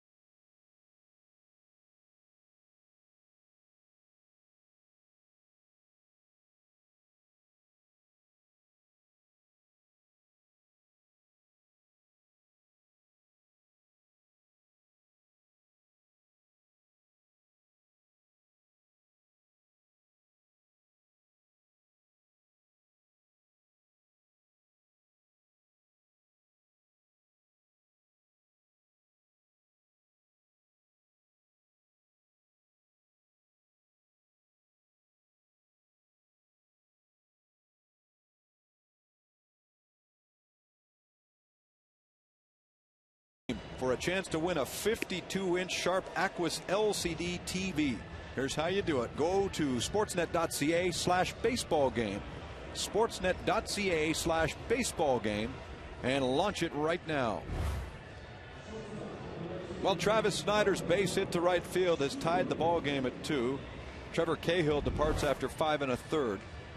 And Michael Wirtz goes on back-to-back days. We saw him last night, Rance. As you know, he's got a big league slider. It's impressive in last night's game. 6 1/3, just 2 hits allowed in the early going. He faces Marco Scutaro, the one-time Oakland A. Wirtz last night came in the 7th and faced the top of the order. He got Scutaro to ground out to 3rd and then promptly struck out both Aaron Hill and Alex Rios using that good slider. He's 0-1 here on Scutaro. 1 gone. Snider at first base.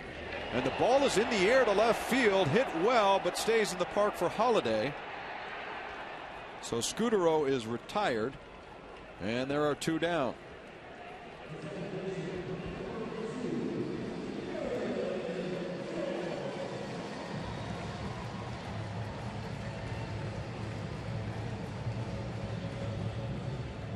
Aaron Hill is now the batter, and he's 0 for 3. Hill has hit into tough luck today. He's lined out to 3rd and, of course, was robbed in his last at bat. A great play by Cabrera, the shortstop. No question. Bases loaded at the time, and Hill would have kept the inning going and given the Blue Jays a lead. He nubs that ball down the line, and he's got an infield base hit. See, when you're going well, you get hits like that, Rance, don't you? And you know Aaron Hill standing down there at first base now thinking to himself, I hit a ball as hard as I could at the third baseman, was robbed by the shortstop, and now I'd nub one right off the end of my bat, the swinging bunt, and I end up with a base hit. Well, 2 on, 2 out, and here's Alex Rios, who singled in the 3rd to end an 0 for 15 stretch. Still looking for his first home run this year. Wouldn't this be the time? Up against a tough customer, though, in Wirtz. And first pitch is a strike.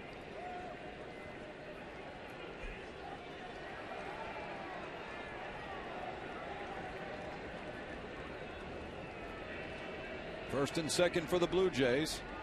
And now Wirtz on the 0-1, and Rios goes after it. It's off the plate.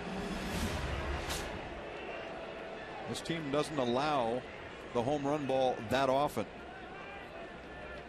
Even though they gave up 2 last night, Scutaro and Hill went deep. They've got a rock-solid bullpen this year.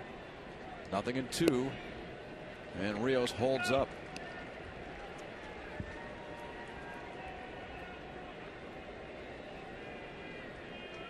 Rios right now just pulling off the ball a little bit, not letting it travel. The swing's a little long.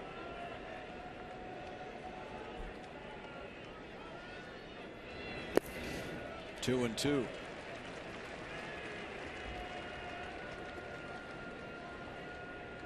Do you see him hitting off his backside, swinging off his backside? Sometimes he's not transferring off of the backside.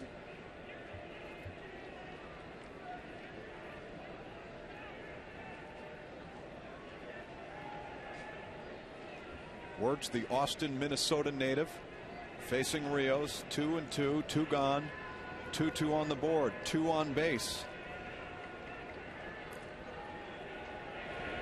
And Wirtz is just too much for Alex Rios, who strikes out swinging, leaving 2 aboard. But the kid, Mr. Snider, comes through with a base hit that brings home the tying run. So after 6 innings of play, it's the A's 2, the Blue Jays 2. You're watching Blue Jays baseball on Rogers Sportsnet.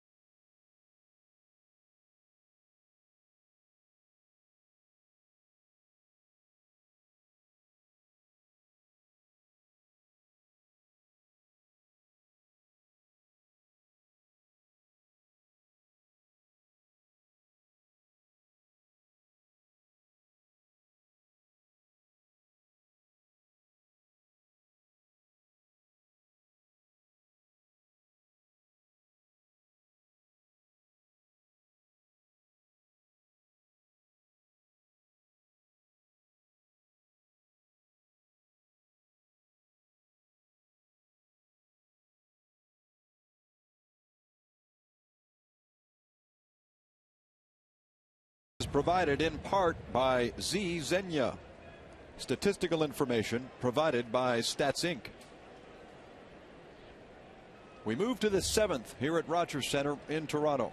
Cameras focused on Sean Kemp, who's in relief of Brian Talent.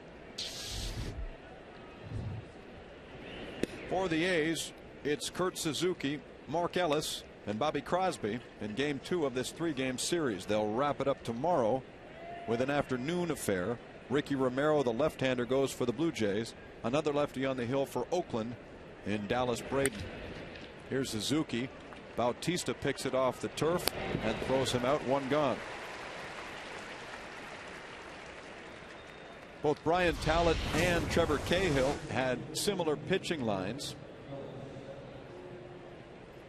Almost exactly 5 1/3.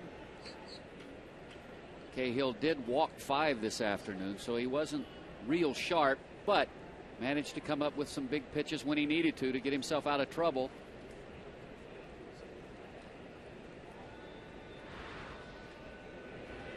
Here's Mark Ellis.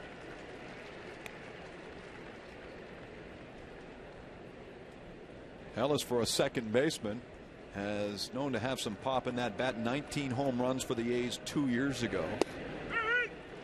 In fact, only Dick Green has more home runs than Ellis for second basemen in athletics history. Green compiled 76. Ellis right now has 70.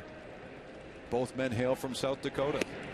Wave and a miss, and Kemp makes quick work of Ellis.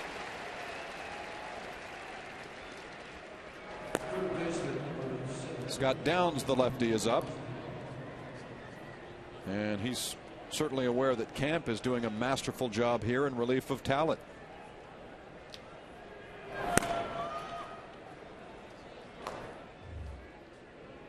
So Bobby Crosby, who is 0 for 2, steps in. He was robbed of a base hit by Jose Bautista 2 innings ago.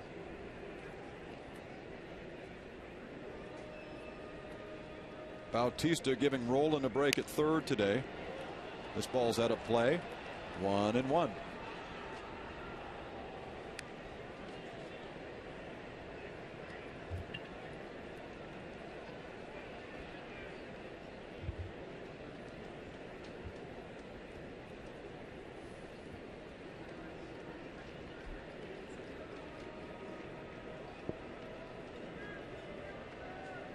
Here's the 1-1 pitch, and it's low for ball 2. Sean Kemp is 33. He was drafted way back in '97 by the Padres in the 16th round and spent 8 years in the minor leagues before getting to the big leagues with KC a few years back. It's now 2-2. Good sinker, good slider, decent change. One of those guys with a rubber arm. 3 or 4 years ago with Tampa Bay, I think he pitched in about 75 games. Certainly a very useful reliever. And he's showing it here. He's retired the 4 batters that he has faced so far, and he's got 2 strikes on Bobby Crosby.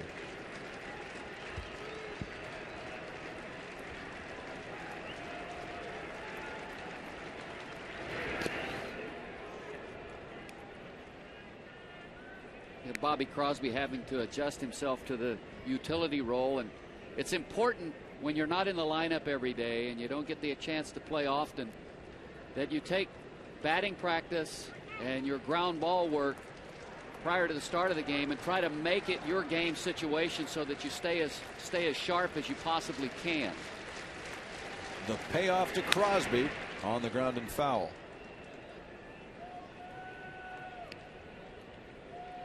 I think there's a pretty good possibility that sometime in the future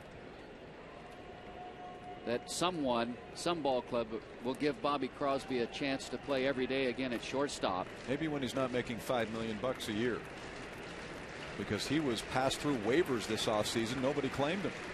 Too expensive. 3-2, and the slider is down, so it's ball 4, and Crosby draws a 2-out walk.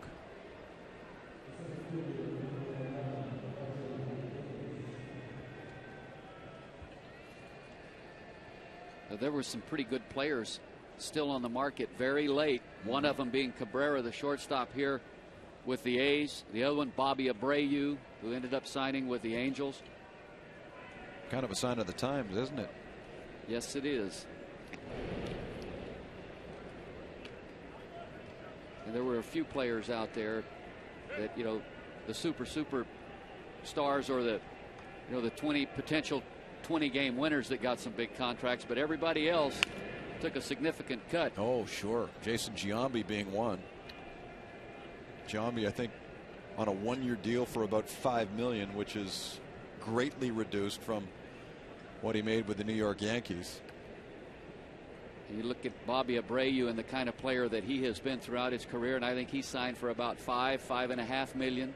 One-year deal with the Angels. I'm not going to feel sorry for those guys taking pay cuts to that amount, though, Rance, and No. I don't think any of our viewers are going to either. Well, that's not the point. It's to make somebody feel sorry for him. That's just the reality of the game right now. Well, here's Davis shooting it through the hole. So Rajay Davis has a base hit with 2 out. First and second for Oakland. And Ryan Sweeney, who is really swinging the bat well, will come to the plate, but he'll face a different pitcher.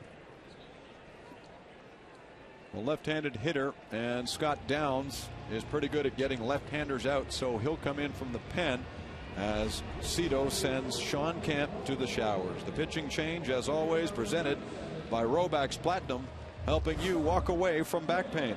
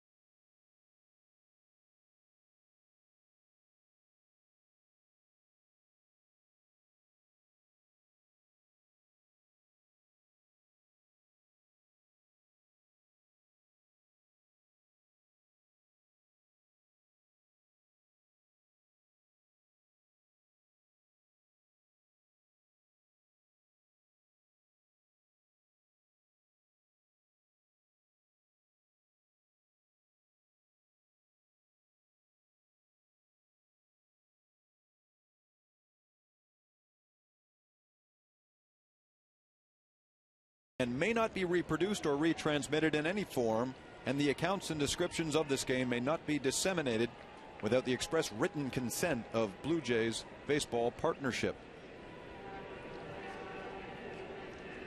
So Scott Downs comes out of the bullpen and will face the left-hander Ryan Sweeney. They haven't met very often, just twice.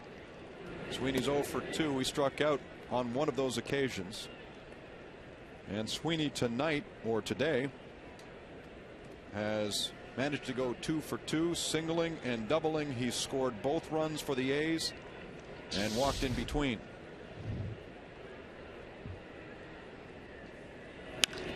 Hits it on the ground, taken there by Scutaro, and he has to throw to first because Hill didn't get to the bag in time and is able to complete the out. Change of direction very quickly by the shortstop. Well, Aaron Hill breaking hard. It can't get to the bag in time, and Davis with his great speed was going to beat it anyway, but nice job to make the adjustment.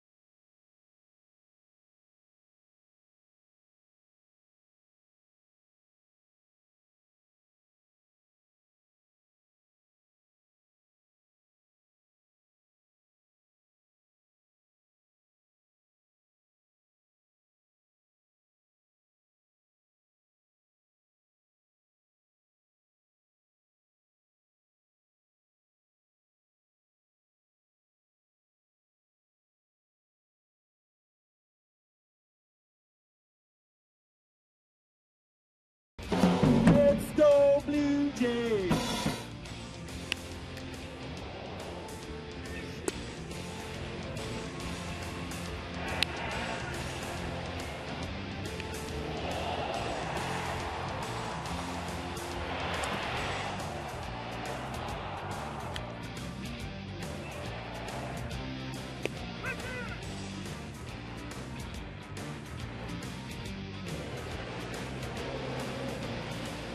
Well, this game, Rance, without question, has been about two things: solid defense and very good pitching. Yes, it has. Both pitcher, I should say all of the pitching this afternoon has been outstanding. Giambi with an RBI double in this game, has 2 RBIs.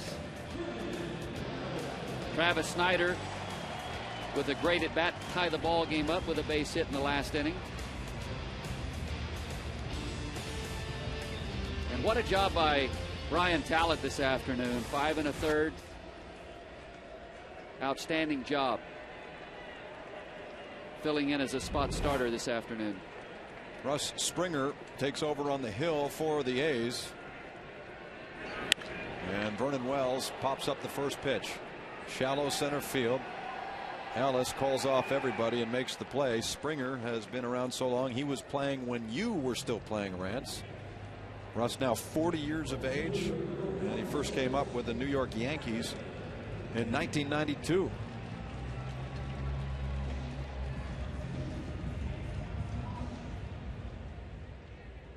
Let's go down to Sam Cosentino. Well, Jamie, with the subtraction of Jerry Blevins, the lone left-hander in that A's bullpen, and the acquisition of Dan Geis, Oakland left without a left-hander in that pen now, which may come into factor, especially lower here in the order when you're looking at guys like Lind and Snider and Overbay. Further to that, Bob Guerin says he'll probably go with a power guy, Wirtz, who we've already seen, or quite possibly Casilla, who's held left-handed hitters to about a 111 average, in need of getting a left-hander out. And Casilla pitched in the game last night in the 8th inning, walking a pair, but leaving them on base after striking out Rod Barajas. So we're tied at 2, and Adam Lind is 1 for 2. He singled in the second to left field, walked and scored in the 4th, and then struck out his last time up. He's behind 1 and 2 against Springer.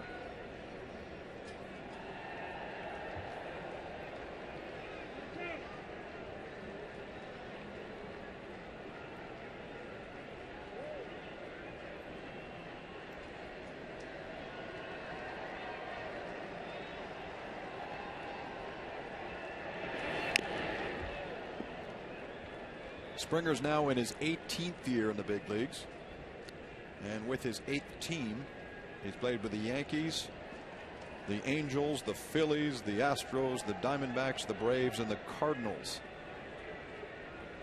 A couple of those teams twice. In fact, I think he was with Houston on 2 separate occasions. On the ground and foul.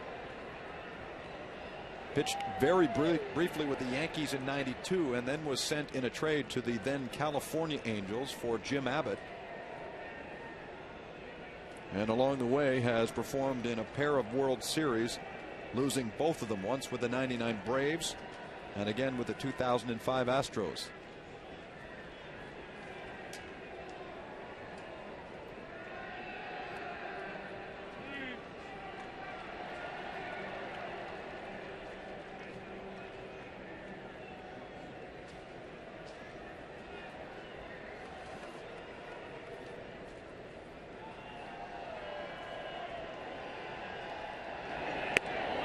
Ball 2.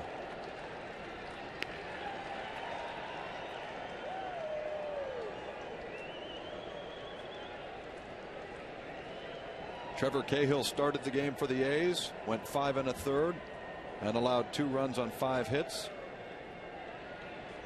Michael Wirtz took over and got out of the 6th. Here's Lind flaring it to right field, and it's caught quickly by Sweeney.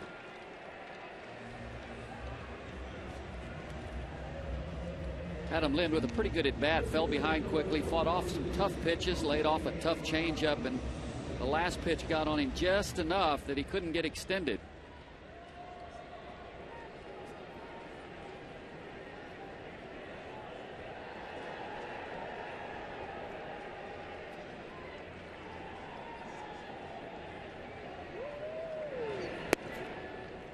1 ball and no strikes on Jose Bautista.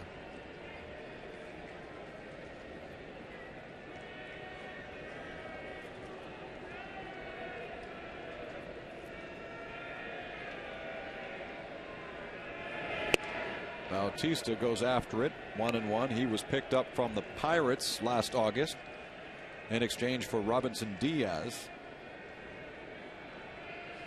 Pretty good acquisition. Can bring you a little pop off the bench. And knowing how much depth they had at the catcher position, the Blue Jays were quite comfortable in letting Diaz go.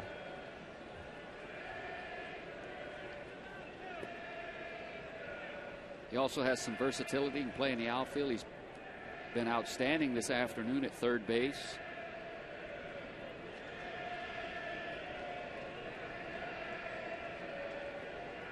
One ball and 2 strikes, 2 gone in the inning, a swing and a miss, and Springer makes quick work of the order here in the 7th inning.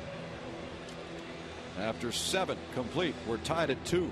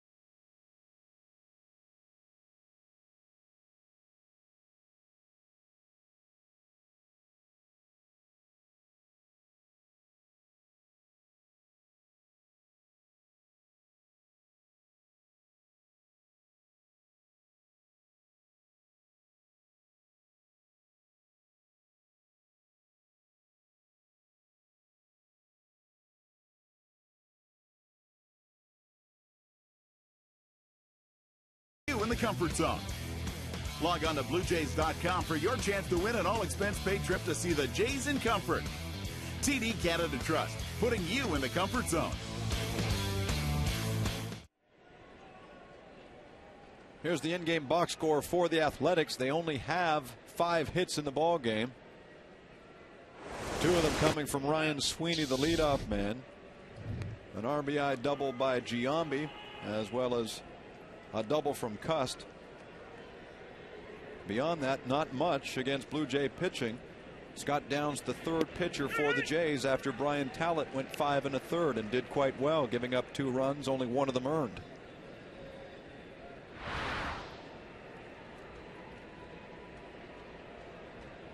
Cabrera is 0 for 3, and he's up there now against Downs. There's the 1-1 pitch hit right at Hill, and it goes right through the wickets. You don't see that very often. And the Blue Jays just gave the A's an out to play with. Most certainly a play that should have been made. But it appears as if Aaron Hill gets a little bit of an in-between hop. You see, he kind of gets stuck there. And the hands get a little bit hard when that happens once in a while, and it just scoots underneath him. Typically, you like to either get the big long hop or the real short one. That one was kind of an in-between hop. And Aaron Hill mishandled it. E4 on the play does a couple of things for the A's. Gets them a man on and an extra out to play with, and it prevents the Blue Jays from shifting into their normal defense for Jason Giambi. They'd be stacked along the right side without anybody on and Giambi up. But here it's a different scenario with Cabrera at first. So Downs jams Giambi, who pops it into short center field. Scutaro backs off and makes the play. So there's one away.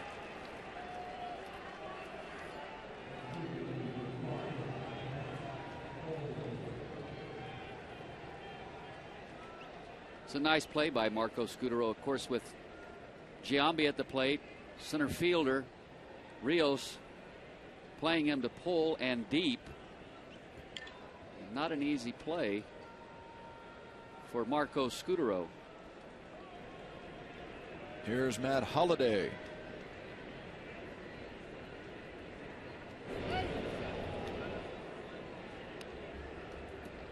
In the offseason, Holliday lives in Southern California and has a hitting instructor who works with him 4 days a week.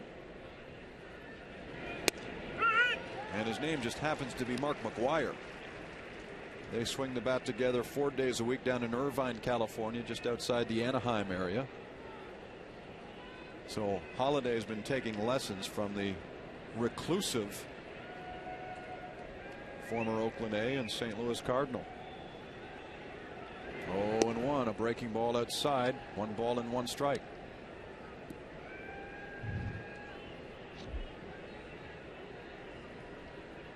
McGuire appeared for those congressional hearings back in '05 and really hasn't been seen or heard from since. Well, they must be doing something right. If you look at the career numbers of Holliday, one of the premier hitters in baseball. Outside again, 2-1.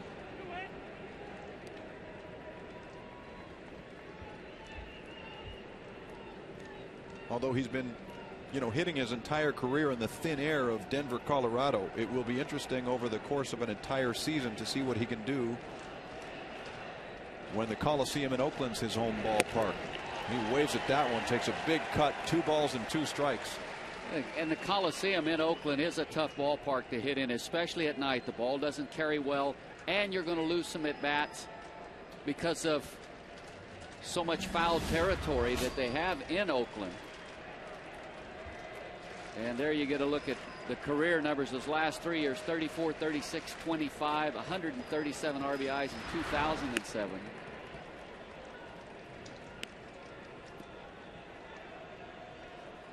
Eighth inning of play here, 1 away, and Cabrera, on the error by Hill, is on first base. And he's going to have to go around the league and have the opportunity to get to learn these pitchers in the American League that many he hasn't Runner seen goes, before. swung on and missed, and they get the back end too. Strike him out, throw him out.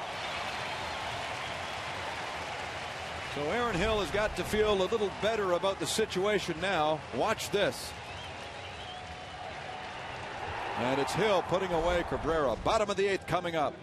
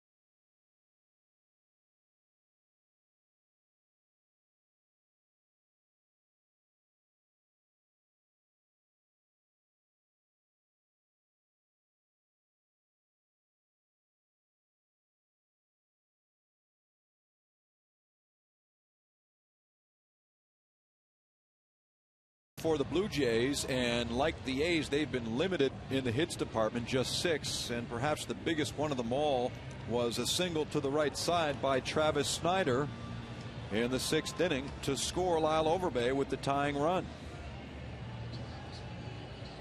And Snider will be seen at the plate in this inning, the bottom of the 8th, as Lyle Overbay, Rod Barajas, and young Travis are due for the Blue Jays against a new pitcher as Santiago Casilla, who pitched the 8th inning last night and walked a couple of batters, comes in for the 2nd straight appearance. He follows Russ Springer, who had a clean 7th, getting the side in order and striking out 1.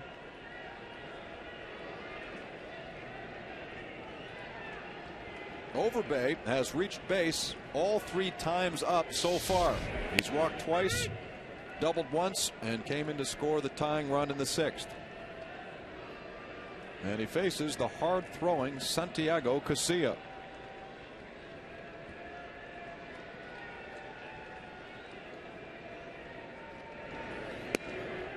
Strike 2, and quickly Casilla gets ahead. This right-hander got off to a great start last year, a .93 ERA in 21 games. Opponent's batting average at the time was just 185 before going on the disabled list with right elbow soreness. And this ball ripped, and it's just foul. Casilla with a very good arm. Can touch 96, 97 with his fastball, a very hard slider. Slider in that he'll throw at 87, 88 miles an hour. That's a hard one. Which was the last pitch to Lyle Overbay, which ended up in the middle of the plate. Lyle hit it hard but pulled it foul. The 0-2 on the ground for Ellis. 1 gone.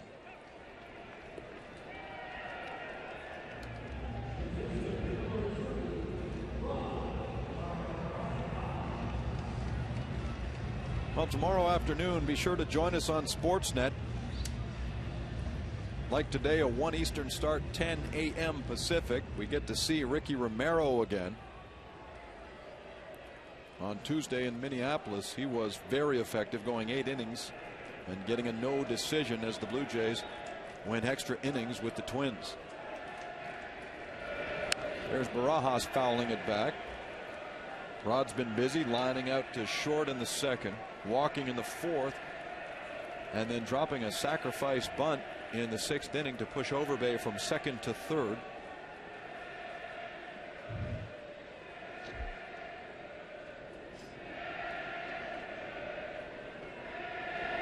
Oh, 1 pitch, and he pops it up. Ellis calls off the outfielders and puts away Barajas.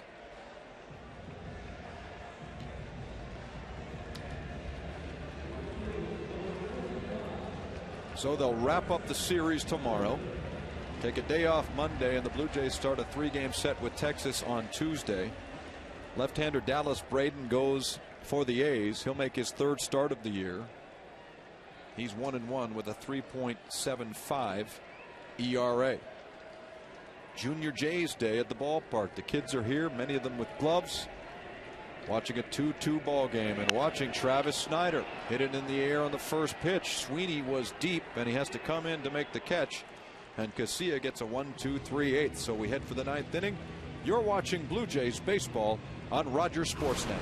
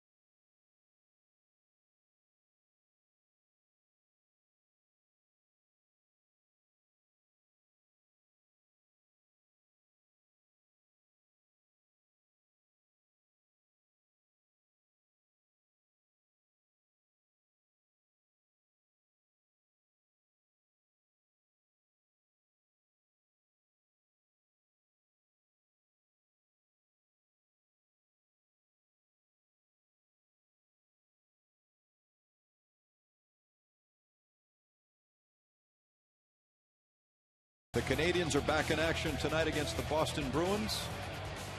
Calgary has a date with the Chicago Blackhawks. So the NHL playoffs in their infancy. So far this year, the Blue Jays with 44 runs scored in the 7th inning and on. Scott Downs trying to hold down the A's here. That tells you they've been getting to, for the most part, questionable relief pitching. So far this season, there really hasn't been an area where the Jays have struggled offensively.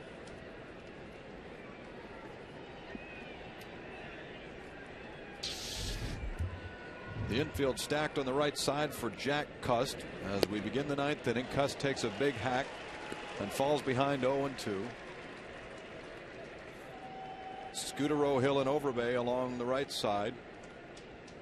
Jose Bautista, the lone man on the left side of the infield. And if there's an advantage for the Jays in the 9th, it's that the A's will bring up the lower part of their order.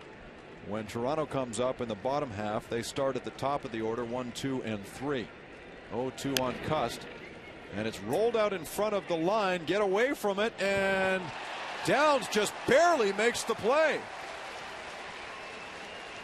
Was he supposed to let that go for Barajas? It looked like as if there was maybe a little bit of miscommunication. Barajas has all his momentum going towards first, but an outstanding play by Scott Downs and a nice stretch by Lyle Overbay to not commit too soon. And a great flop by the catcher just to get out of the way.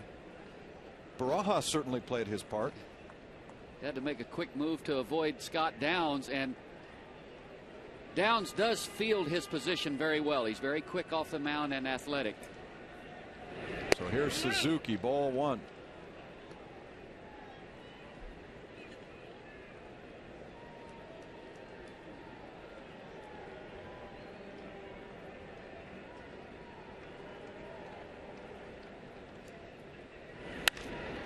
Shot hard on the ground to Overbay. He fields it beautifully and goes to a covering Downs. Lyle just vacuumed that ball off the carpet and made the play as Brad Ziegler is up and throwing in the A's bullpen. And again, Bob Guerin using a lot of the relievers who worked last night. Keep in mind, though, the A's had a day off on Thursday as they traveled from Oakland. Ziegler picked up the save in last night's ball game, his 3rd of the season. So with 2 out, 9th inning, Mark Ellis, who is 0 for 3, faces Downs.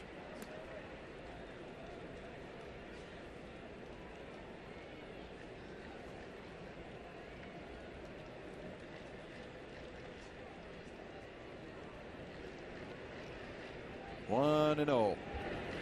Ellis swings and flares the ball into right field. It hangs up for Snider, and Downs gets the side in order. Bottom of the 9th coming up, and the Blue Jays get a chance to win against the A's.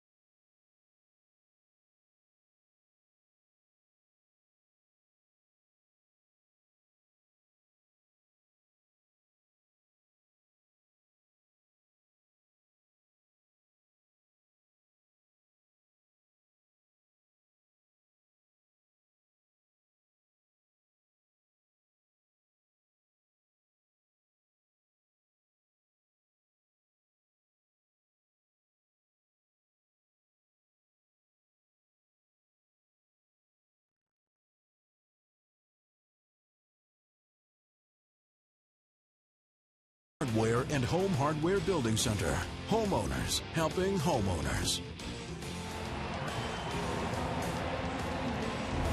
Hey kids, you can join the Blue Jays Kids Club presented by 98.1 CHFI. And there's so much to gain from joining the Kids Club: a jersey, dog tags, and access to exclusive Kids Club events. Membership just $14.95. So please look at the Blue Jays website, bluejays.com/kids, for more information. We take you to the bottom of the 9th inning. The Blue Jays have one walk-off victory already this year. That came in the second game of the year after B.J. Ryan had blown a save against the Detroit Tigers. Rod Barajas was able to hit a deep fly ball to bring in a run and win it in the bottom of the 9th. So here we're tied at 2, and very quickly Marco Scutaro gets ahead in the count against Santiago Casilla. 2-0 to Scutaro as Aaron Hill ponders his at bat. Scutaro has reached in all 13 games this year, and it's a 3-0 count. Not a good way to start here for the right-hander.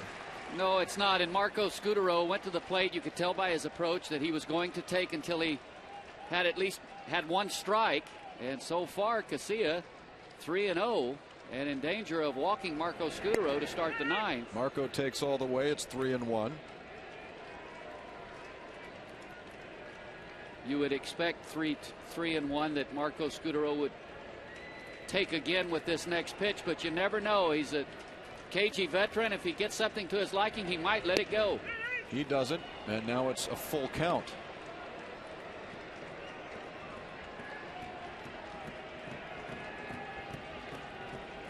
Casilla leans in, looking for information from Suzuki. And now Scutaro readies himself. Here comes the 3-2. Pitch on the way. It's up high. Ball 4. A leadoff walk for Marco.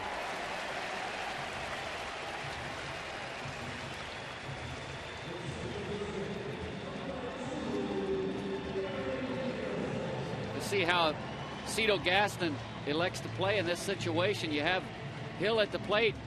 You know, here typically you would bunt the runner down into scoring position, but you've got a hitter at the plate that has been very hot. I want to give him a chance to swing the bat. Initially he squares, but pulls it back 0-1. It looked as if Aaron Hill was going to take a strike also. Aaron's lone hit today was a little nubber in the 6th inning down the third baseline. Despite the fact he's hit the ball quite hard, lined out at one point to third, and was robbed by Orlando Cabrera in the 4th inning. Nobody out. Scutaro at first. And the pitch is sent to center field and well hit. Davis on the run. He's over to collect the ball. And now Scutaro alertly tags. He's charging for second. And he slides in safely. How's that for base running?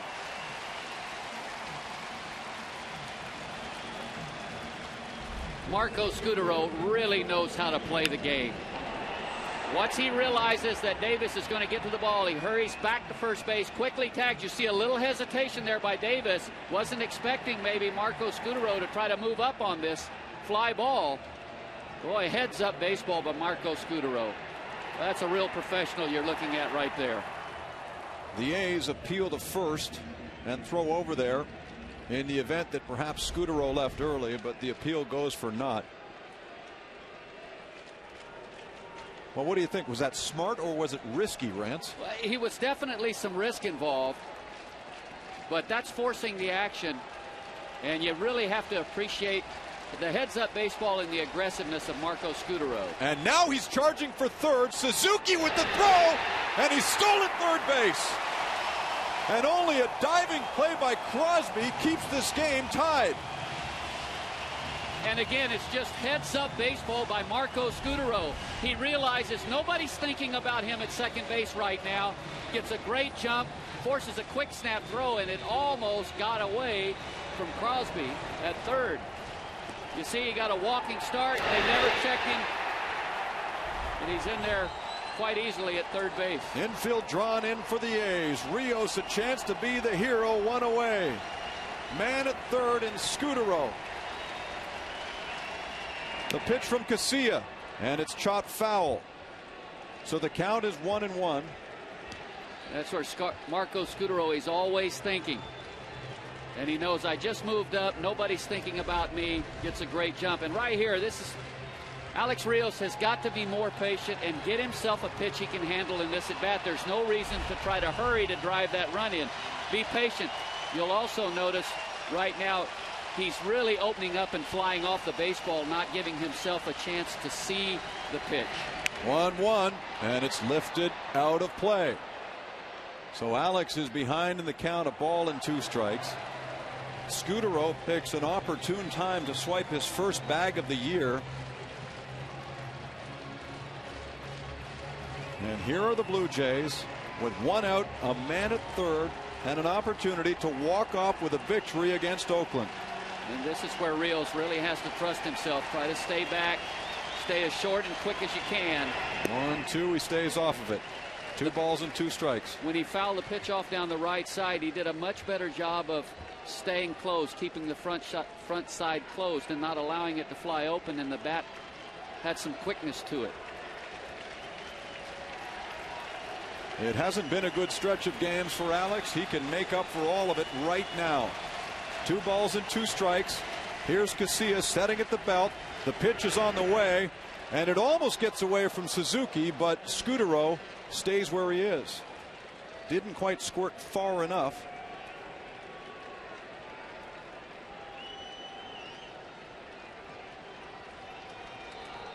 Alex Rios here now, even though the count is 3-2. You almost have to approach this as if it's 2-2. Here's a look at just at the last moment, Suzuki able to slide to his right and keep the ball from getting too far away from him, because I wouldn't be surprised if Cahill right here goes back to the slider again, thinking that Rios 3-2 with Wells on deck is going to be looking fastball all the way and maybe get him to chase a slider. He doesn't. It's down for ball 4. And that was a nice adjustment by Rios during the course of the at bat.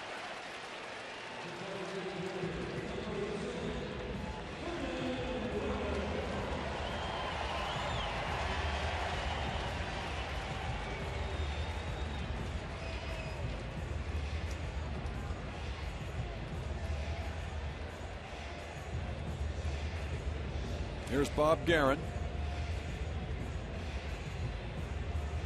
And this is a collective conversation.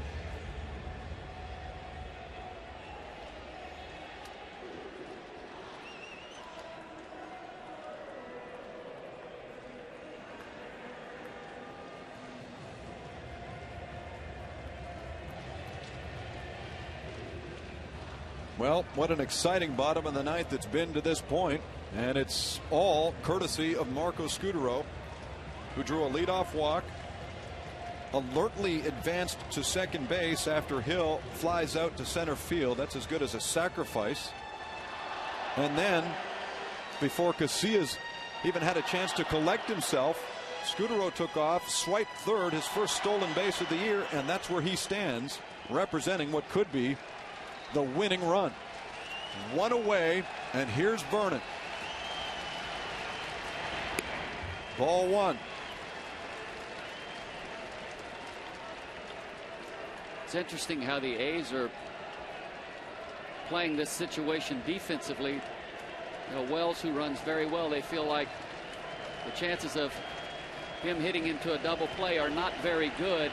We're going to play the infield in. 1-0, and it's popped up. Question is it playable? Giambi's over, and it's about a row too deep. That was too close. In fact, you can make the case that if the TD Canada Trust comfort zone isn't there, he might get to that baseball. And they're not even, the A's are not even holding Rios at first base. So if he wants to go ahead and take second, they're just going to allow him to do so. Vernon's been a walk-off hero before. Remember July 20 of 06, a walk-off home run against Mariano Rivera. Here he's looking for a base hit or a deep fly ball. The 1-1 pitch, and it's on the ground. They come home, and they've got Scudero caught between the bags. And Vernon can't get it done.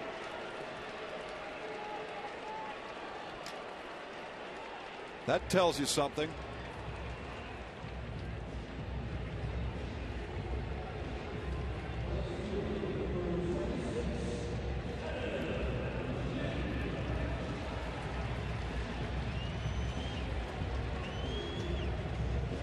And it pays off for the A's electing to play the infield in. Most certainly, if they're double play depth, this is a ball that they would have never been able to turn to with Wells' speed. Scudero going off on contact off of third. Nice execution by Suzuki.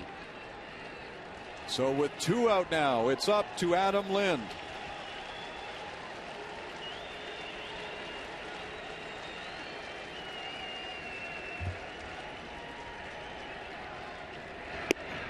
Strike 1 from Casilla.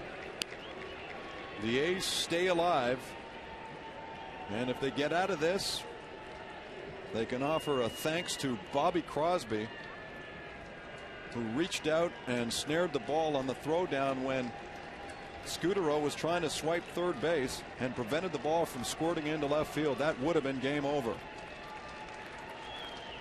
1 strike on Lind. Now ball 1.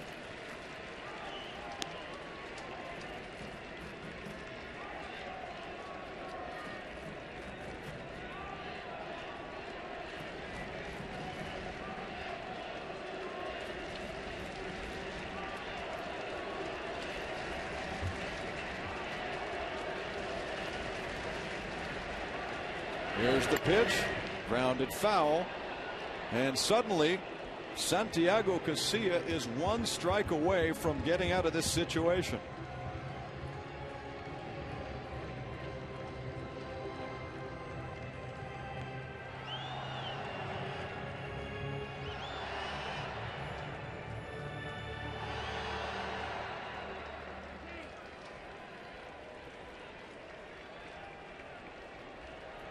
Vernon there at first. Alex Rios, the man the A's are concerned with, up at second. 2 gone, 1 and 2 on the left fielder, Adam Lind.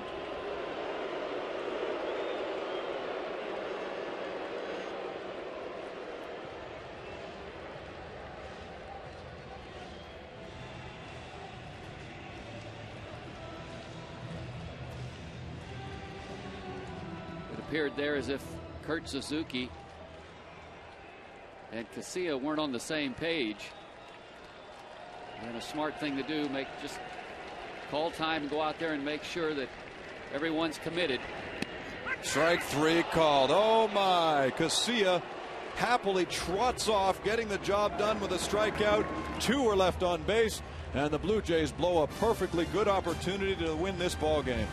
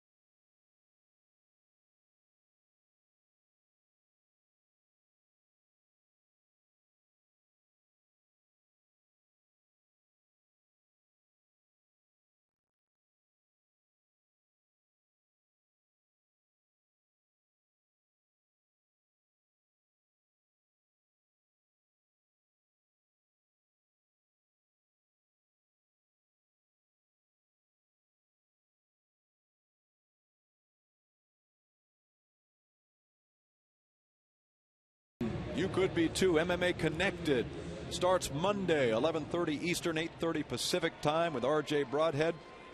Mixed martial arts. Now has a regular program on Rogers Sportsnet. Here's B.J. Ryan. And the Blue Jays and A's go to extra innings. Top of the 10th. This is Jamie Campbell with Rance Mulliniks. Their lone extra inning affair this year was a loss the other night in Minneapolis. In the 10th inning, Ryan will see Crosby, Davis, and Sweeney. Crosby, the number 8 hitter, is 0 for 2. That's fouled back and out of play.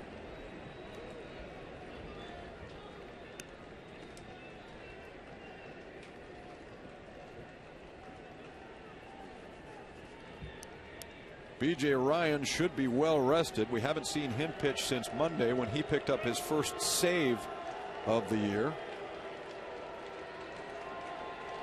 Here's the 1-2 pitch, and it's hit to center field for Rios.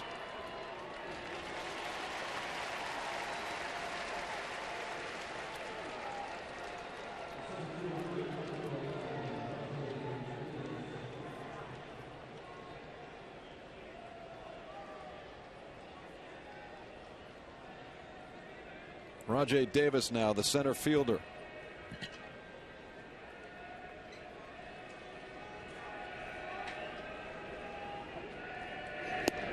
Strike one. And B.J. Ryan, since coming into the ball game, looks like he has a pretty good slider today. That good hard breaking ball, which is his bread and butter pitch. Threw a couple of very good ones to Crosby. Nice one to start Davis off.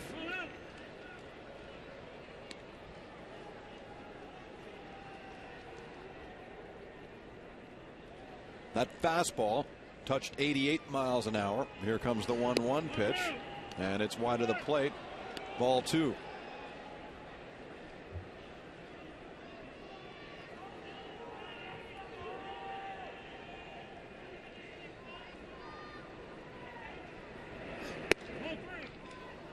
Three balls and 1 strike on Davis.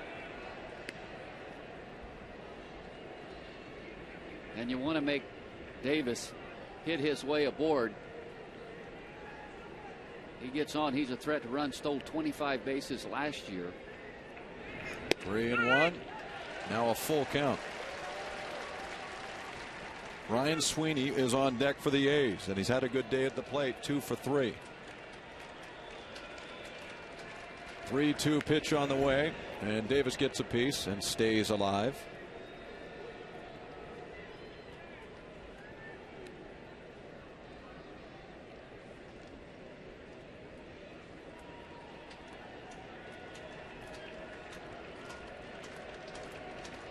BJ sets and fires. Here's the pitch. Ball 4 inside. He loses Davis.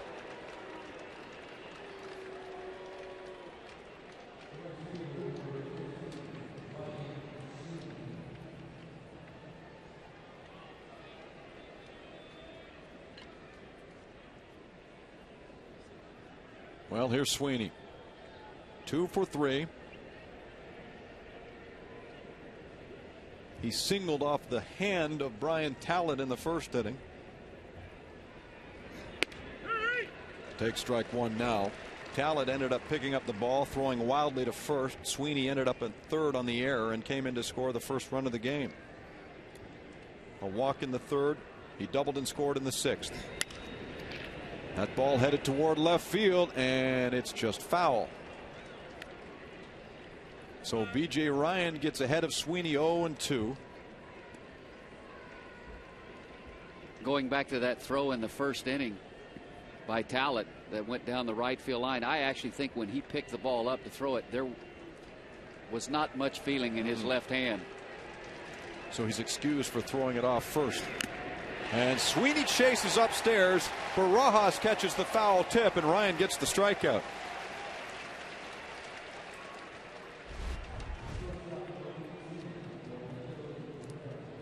Good 0-2 pitch, just up and out of the strike zone, enticing Sweeney to chase the pitch that's just a little bit up.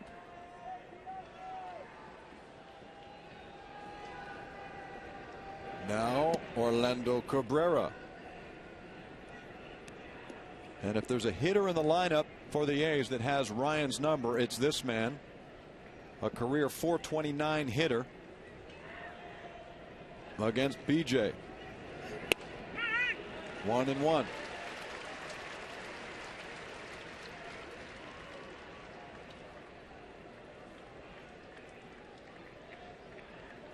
Man at first for the A's. Top of the 10th inning. And they've got him. Overbay goes to second. Davis is thrown out, and that'll do it. Back come the Jays to try and win it in the last of the 10th.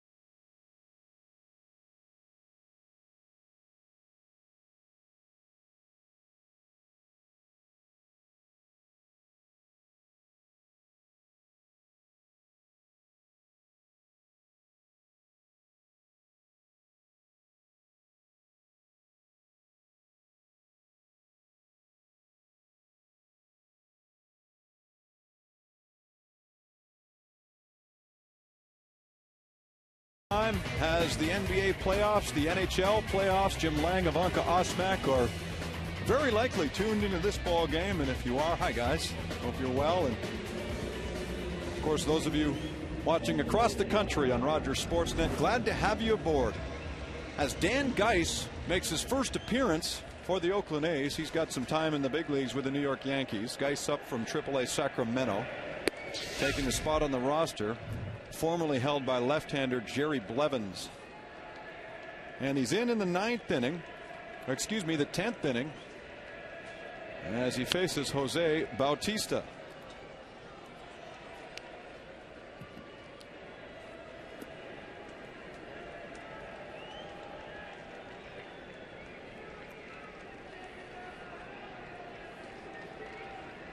Tied at 2 extra innings. Breaking ball up, 2-1. Bautista, Overbay, and Barajas scheduled to hit for the Blue Jays in the last of the 10th. Swung on and missed. It's 2-2 on the ever aggressive Bautista. And if he'd have been able to lay off the high fastball, he would have put himself in a great count, 3-1.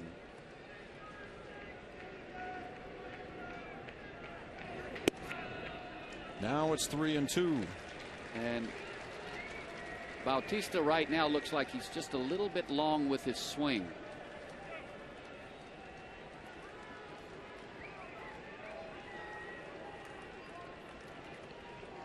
A full count to Bautista. Here's Geis with the pitch.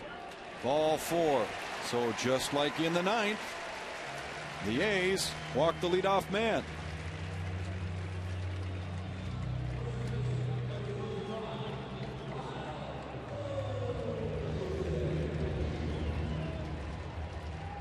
What do you expect to see here from Lyle Overbay? Traditionally, you would bunt the runner over into scoring position, and then you have two shots at trying to drive him in with Barajas and Snider.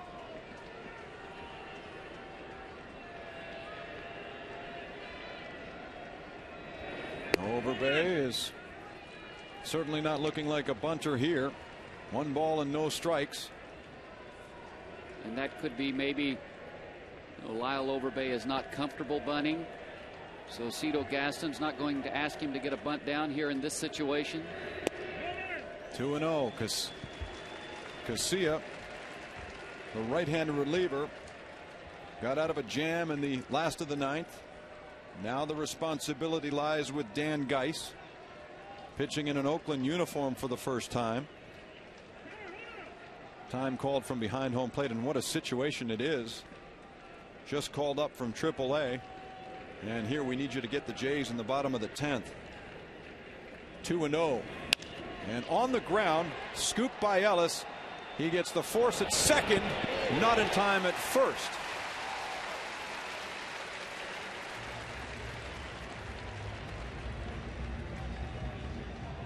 Have we seen some defense in this game or what this afternoon, especially on the infield? An outstanding play by Ellis, moving to his left on a ball that was hit very sharply. A perfect feed to Cabrera and a great turn, and just missed completing the double play.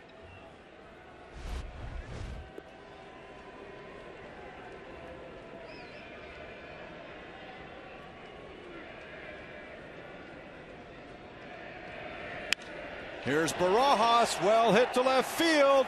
Back it goes to the wall, and it's pulled down by Holiday.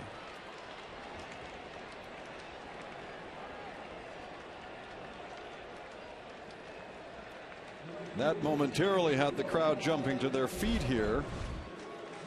Like Barajas maybe got it off the end of the bat just enough that the ball stayed in the park.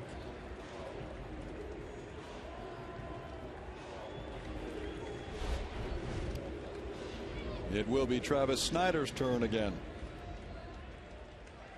Travis made extra innings possible with his single against a drawn-in infield in the 6th inning that scored Overbay.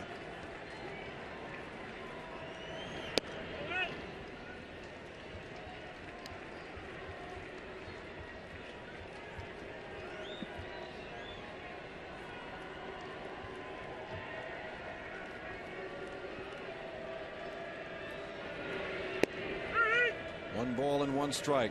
Coming up for Oakland, if there is an 11th inning, Cabrera, Giambi, and Holiday. Some good hitters due for the A's. Sent foul, and it's 1-2.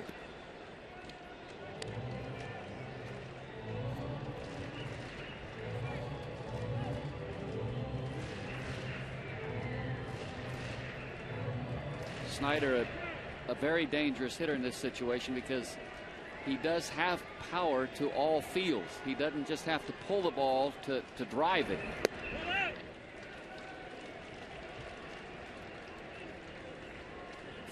If you're a type of hitter that just has power to your pull field, they can keep the ball away from you and stay away from that power. But Travis Snider has the ability to hit the ball out to his opposite field. Drives the ball to right field.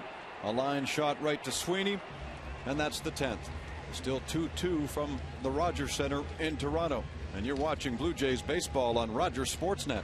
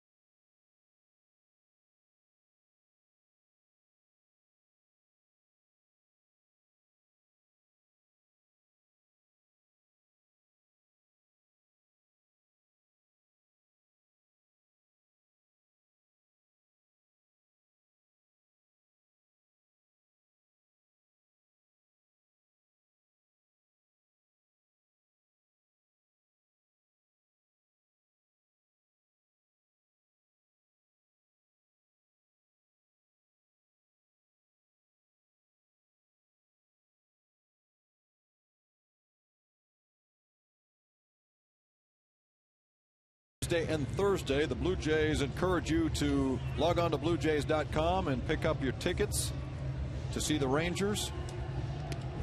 In that series, the Blue Jays set the rotation this way. Halliday pitches the opener Tuesday, David Percy on Wednesday, and Scott Richmond on Thursday. Here's Jesse Carlson. He's the fourth reliever after Brian Talent started the game and went 5 1/3. And Cabrera, Orlando Cabrera, comes back to the plate after watching Rajay Davis caught in a rundown to end the top of the 10th inning. So it's Cabrera, Giambi, and Holliday as Carlson works for the second straight day. Cabrera flies out to center.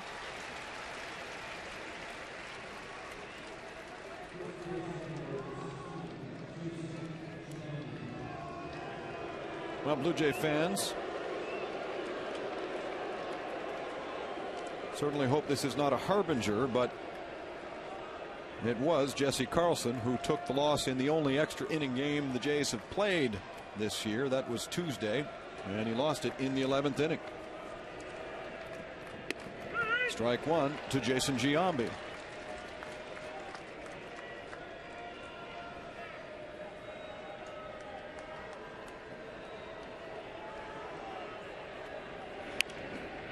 Now 0-2.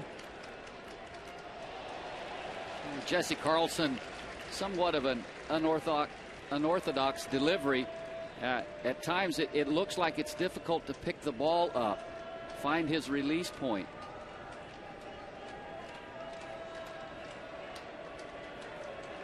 There's the 0-2 pitch. Popped in the air. Rushing over Bautista. A long way to go, and a great catch made in the first row. Unfortunately, the young man does not play for the Blue Jays.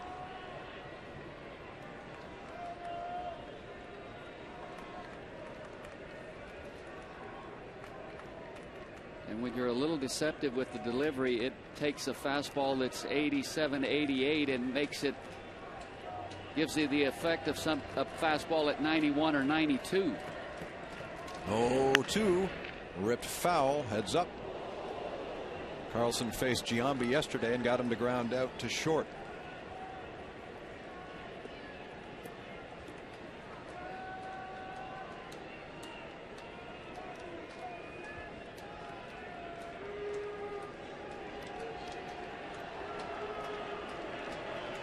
Nothing at 2 on the Giambino. Now 1 ball, 2 strikes. What an incredible outing last year, April 16th against the Texas Rangers. In this building, Carlson entered in the 11th inning with the bases loaded, nobody out. As he gets the tapper back and underhands to first, Giambi's gone. You might remember that, bases loaded for the Rangers in the 11th, nobody out. Here comes Jesse Carlson, barely recognizable to Blue Jay fans, and he struck out Adam Melhuse, Marlon Byrd, and David Murphy.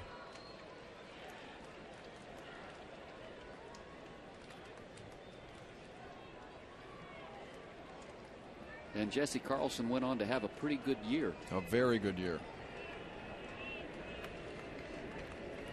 So Matt Holliday takes strike one. Holliday saw Carlson for the first time in a big league game in the 5th inning last night, and he grounded out 3 unassisted. Here he falls behind 0-2.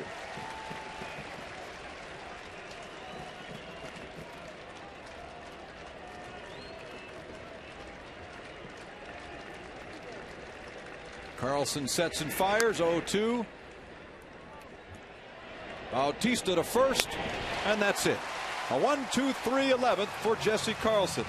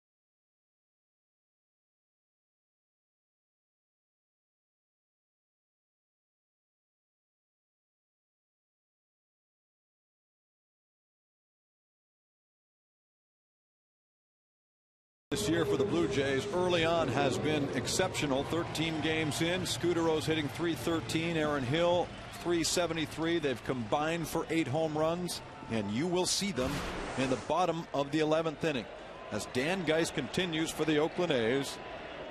What a battle here between the A's and the Blue Jays, and we're glad you've joined us on Sportsnet. This is Jamie Campbell with Rance Mulliniks and Sam Cosentino. There's a smiling Scudero, who almost ended this in the bottom of the 9th after walking, advancing to second, and stealing third. But the Blue Jays were unable to bring him home with 1 out. Falls behind 0-2 against Dan Geis, making his A's debut. Aaron Hill is on deck, and then Alex Rios would follow. Scudero with 4 home runs this year, 1 more than the entire A's staff.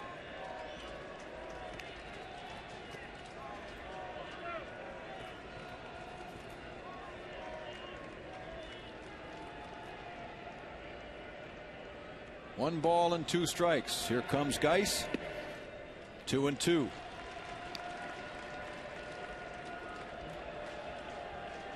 Sam talked early in the ball game about how they noticed picked up last year Gene Tennesseeto Gaston.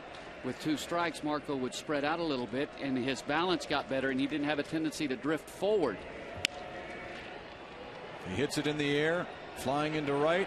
Sweeney has a long way to come and puts away Scudero.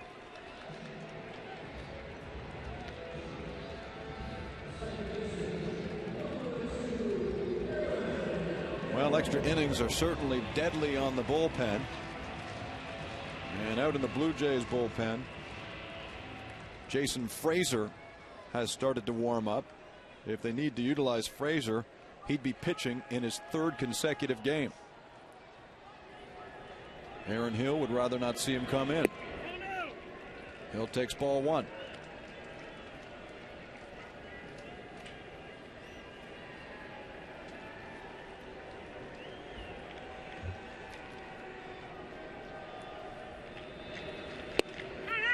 That catches the strike zone. It's 1-1.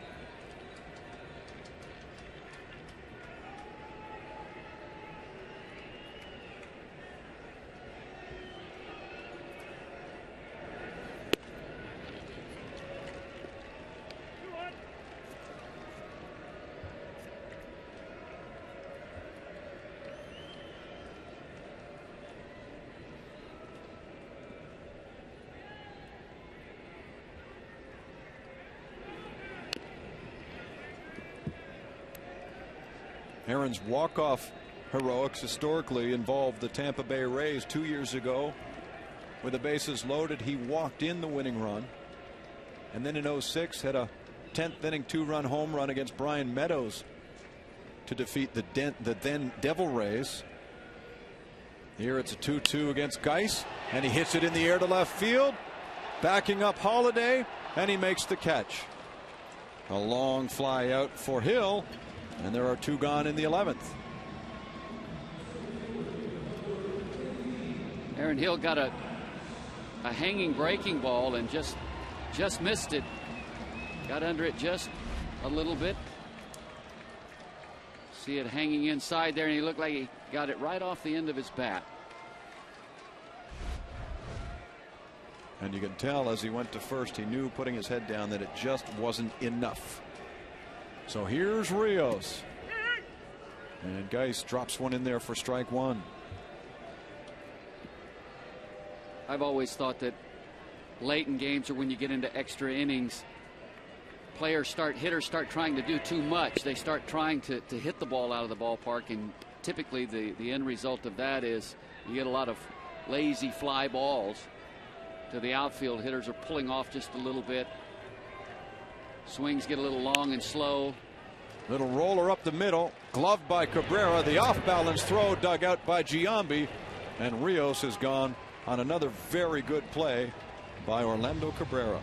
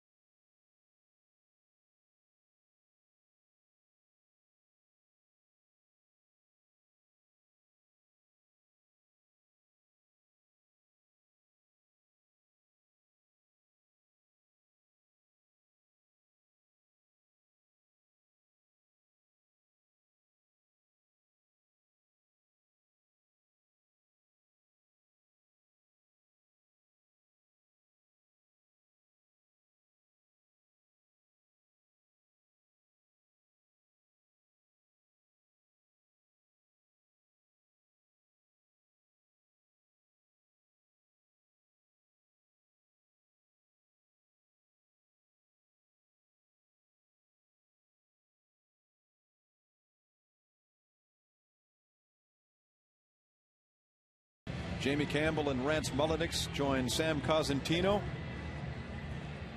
as we bring you the 12th inning of play. The Blue Jays and A's tied at 2. Here's Jack Cust, a left-handed slugger and DH today. And he's ready to face Jesse Carlson, who gets ready to work his second inning in this ball game.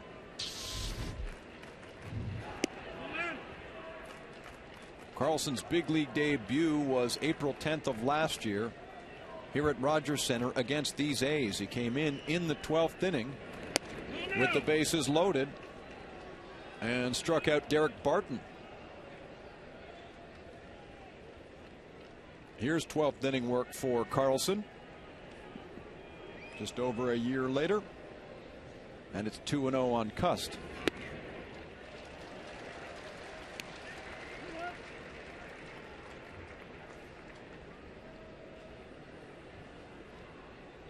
You have to appreciate the way that Jesse Carlson works also. He gets the ball, he's right back on the rubber, he's ready to go. That keeps the defense on their toes and alert.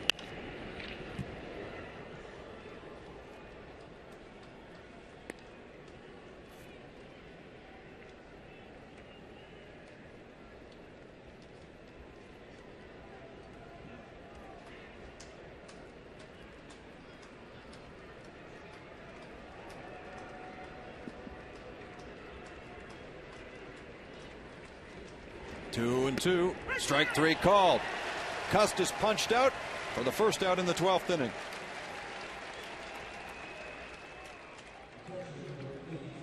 You almost sense with a 2-2 count, Jack Cust in the back of his mind was thinking that Carlson might throw him that big sweeping curveball. And he got caught looking at a fastball. Called third strike. Jason Frazier will come in and work his third consecutive ball game as Cito Gaston takes the ball from Jesse. So the pitching change, as always, is brought to you by Robax Platinum, helping you walk away from back pain.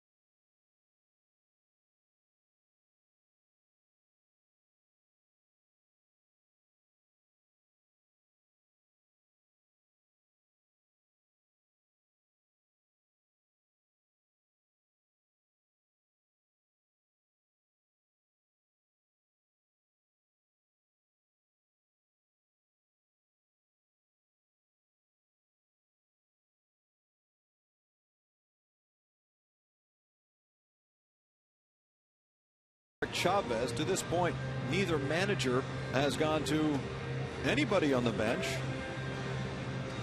Certainly the wealth of left-handers coming out of the bullpen from the Jays prohibits Bob Guerin from using either Chavez or Travis Buck.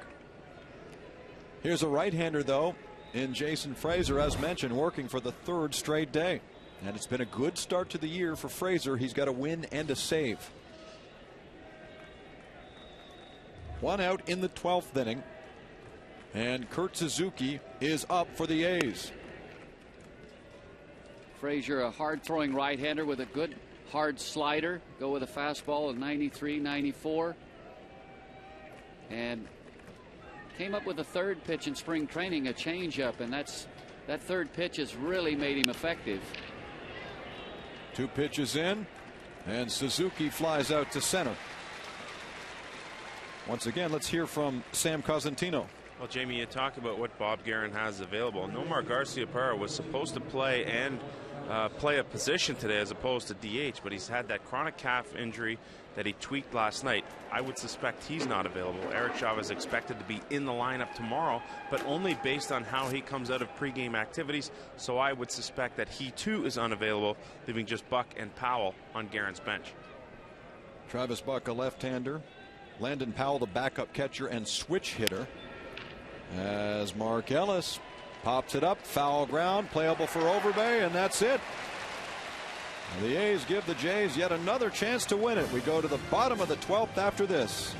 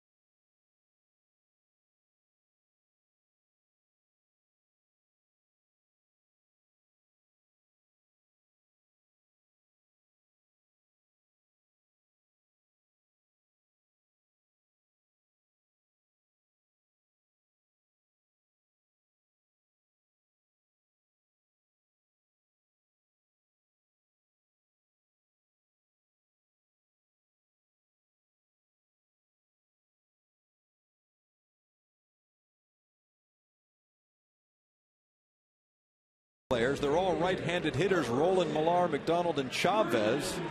On the other side, Bob Guerin has used right-hander Dan Geis the last 2 innings and will use him to at least start the bottom of the 12th here.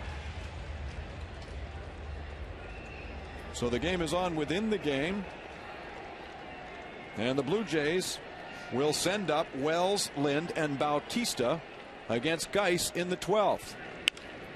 Wells hits it to center field, but playable for Davis. And there's a quick out for the Oakland right-hander.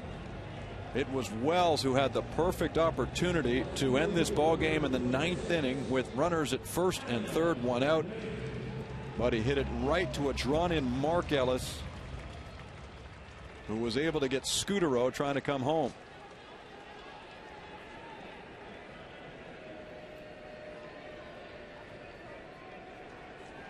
Adam Lind now. And to this point, Rance, we can likely say that Mr. Geis has impressed his new manager, Bob Guerin.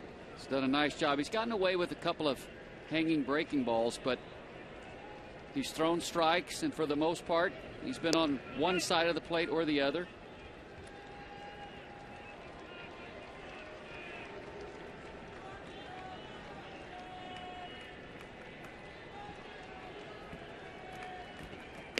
All of this work by the Blue Jay bullpen certainly puts the pressure on Ricky Romero to go as deep as he can tomorrow. And last time out, he went 8 innings against the Twins. Bottom of 12. 1 ball, 2 strikes on Lind. Now 2-2.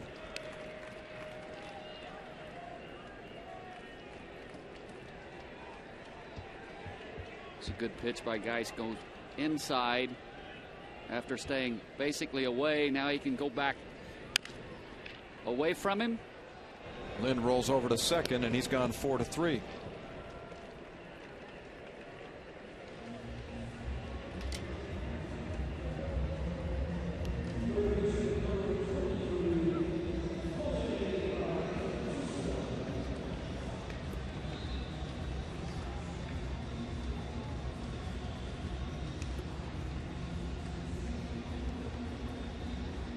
Bill Murphy has started to throw in the Blue Jay bullpen. Beyond Murphy, only one other reliever, Brandon League, would be available.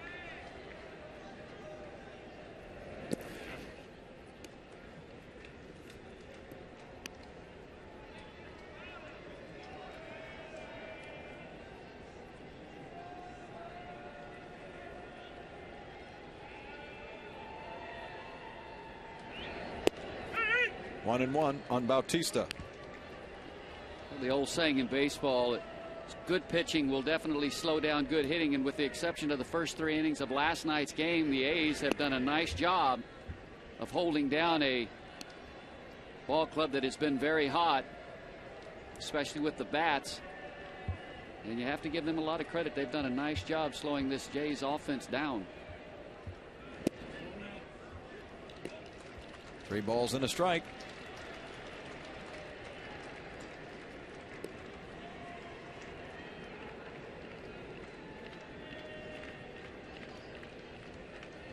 Geis with the 3-1, ball 4. So with 2 out, the Blue Jays get a base runner.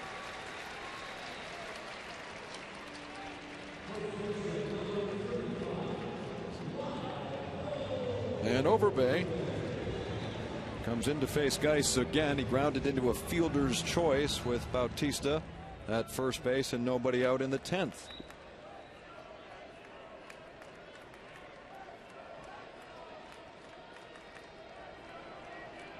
.267 on the year. A home run came in Minnesota. 6 runs driven in.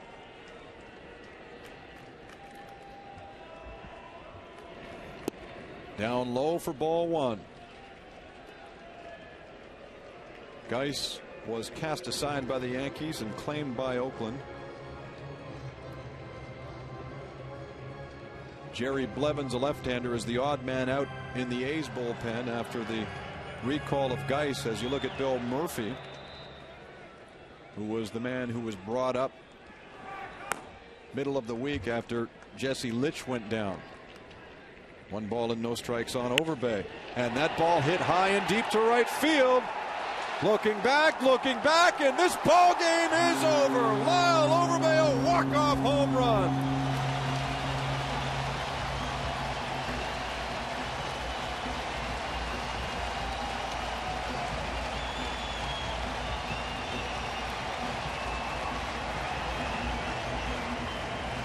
Lyle Overbay has accepted a reduced role in the first week of the season. He is the hero this afternoon against the A's. Lyle Overbay gets a fastball up and out over the plate to his liking, and the moment he hit it, there was no doubt as to where this pitch was going. Sweeney, the right fielder, knew right away. And what a great way to finish off what has really been a well-played, outstanding ball game this afternoon. You will not be able to take the smile off Overbay's face today. He makes a loser of Dan Geis, a winner of Jason Frazier, and the Blue Jays are now 9-4 for the first time since 2001. What a ball game, a 12th inning victory in walk-off style, and the Blue Jays are going to celebrate tonight. Let's get downstairs to Sam Cosentino. Who's with you down there, Sam? Well, I got the man of the hour, Lyle Overbay, and Lyle, those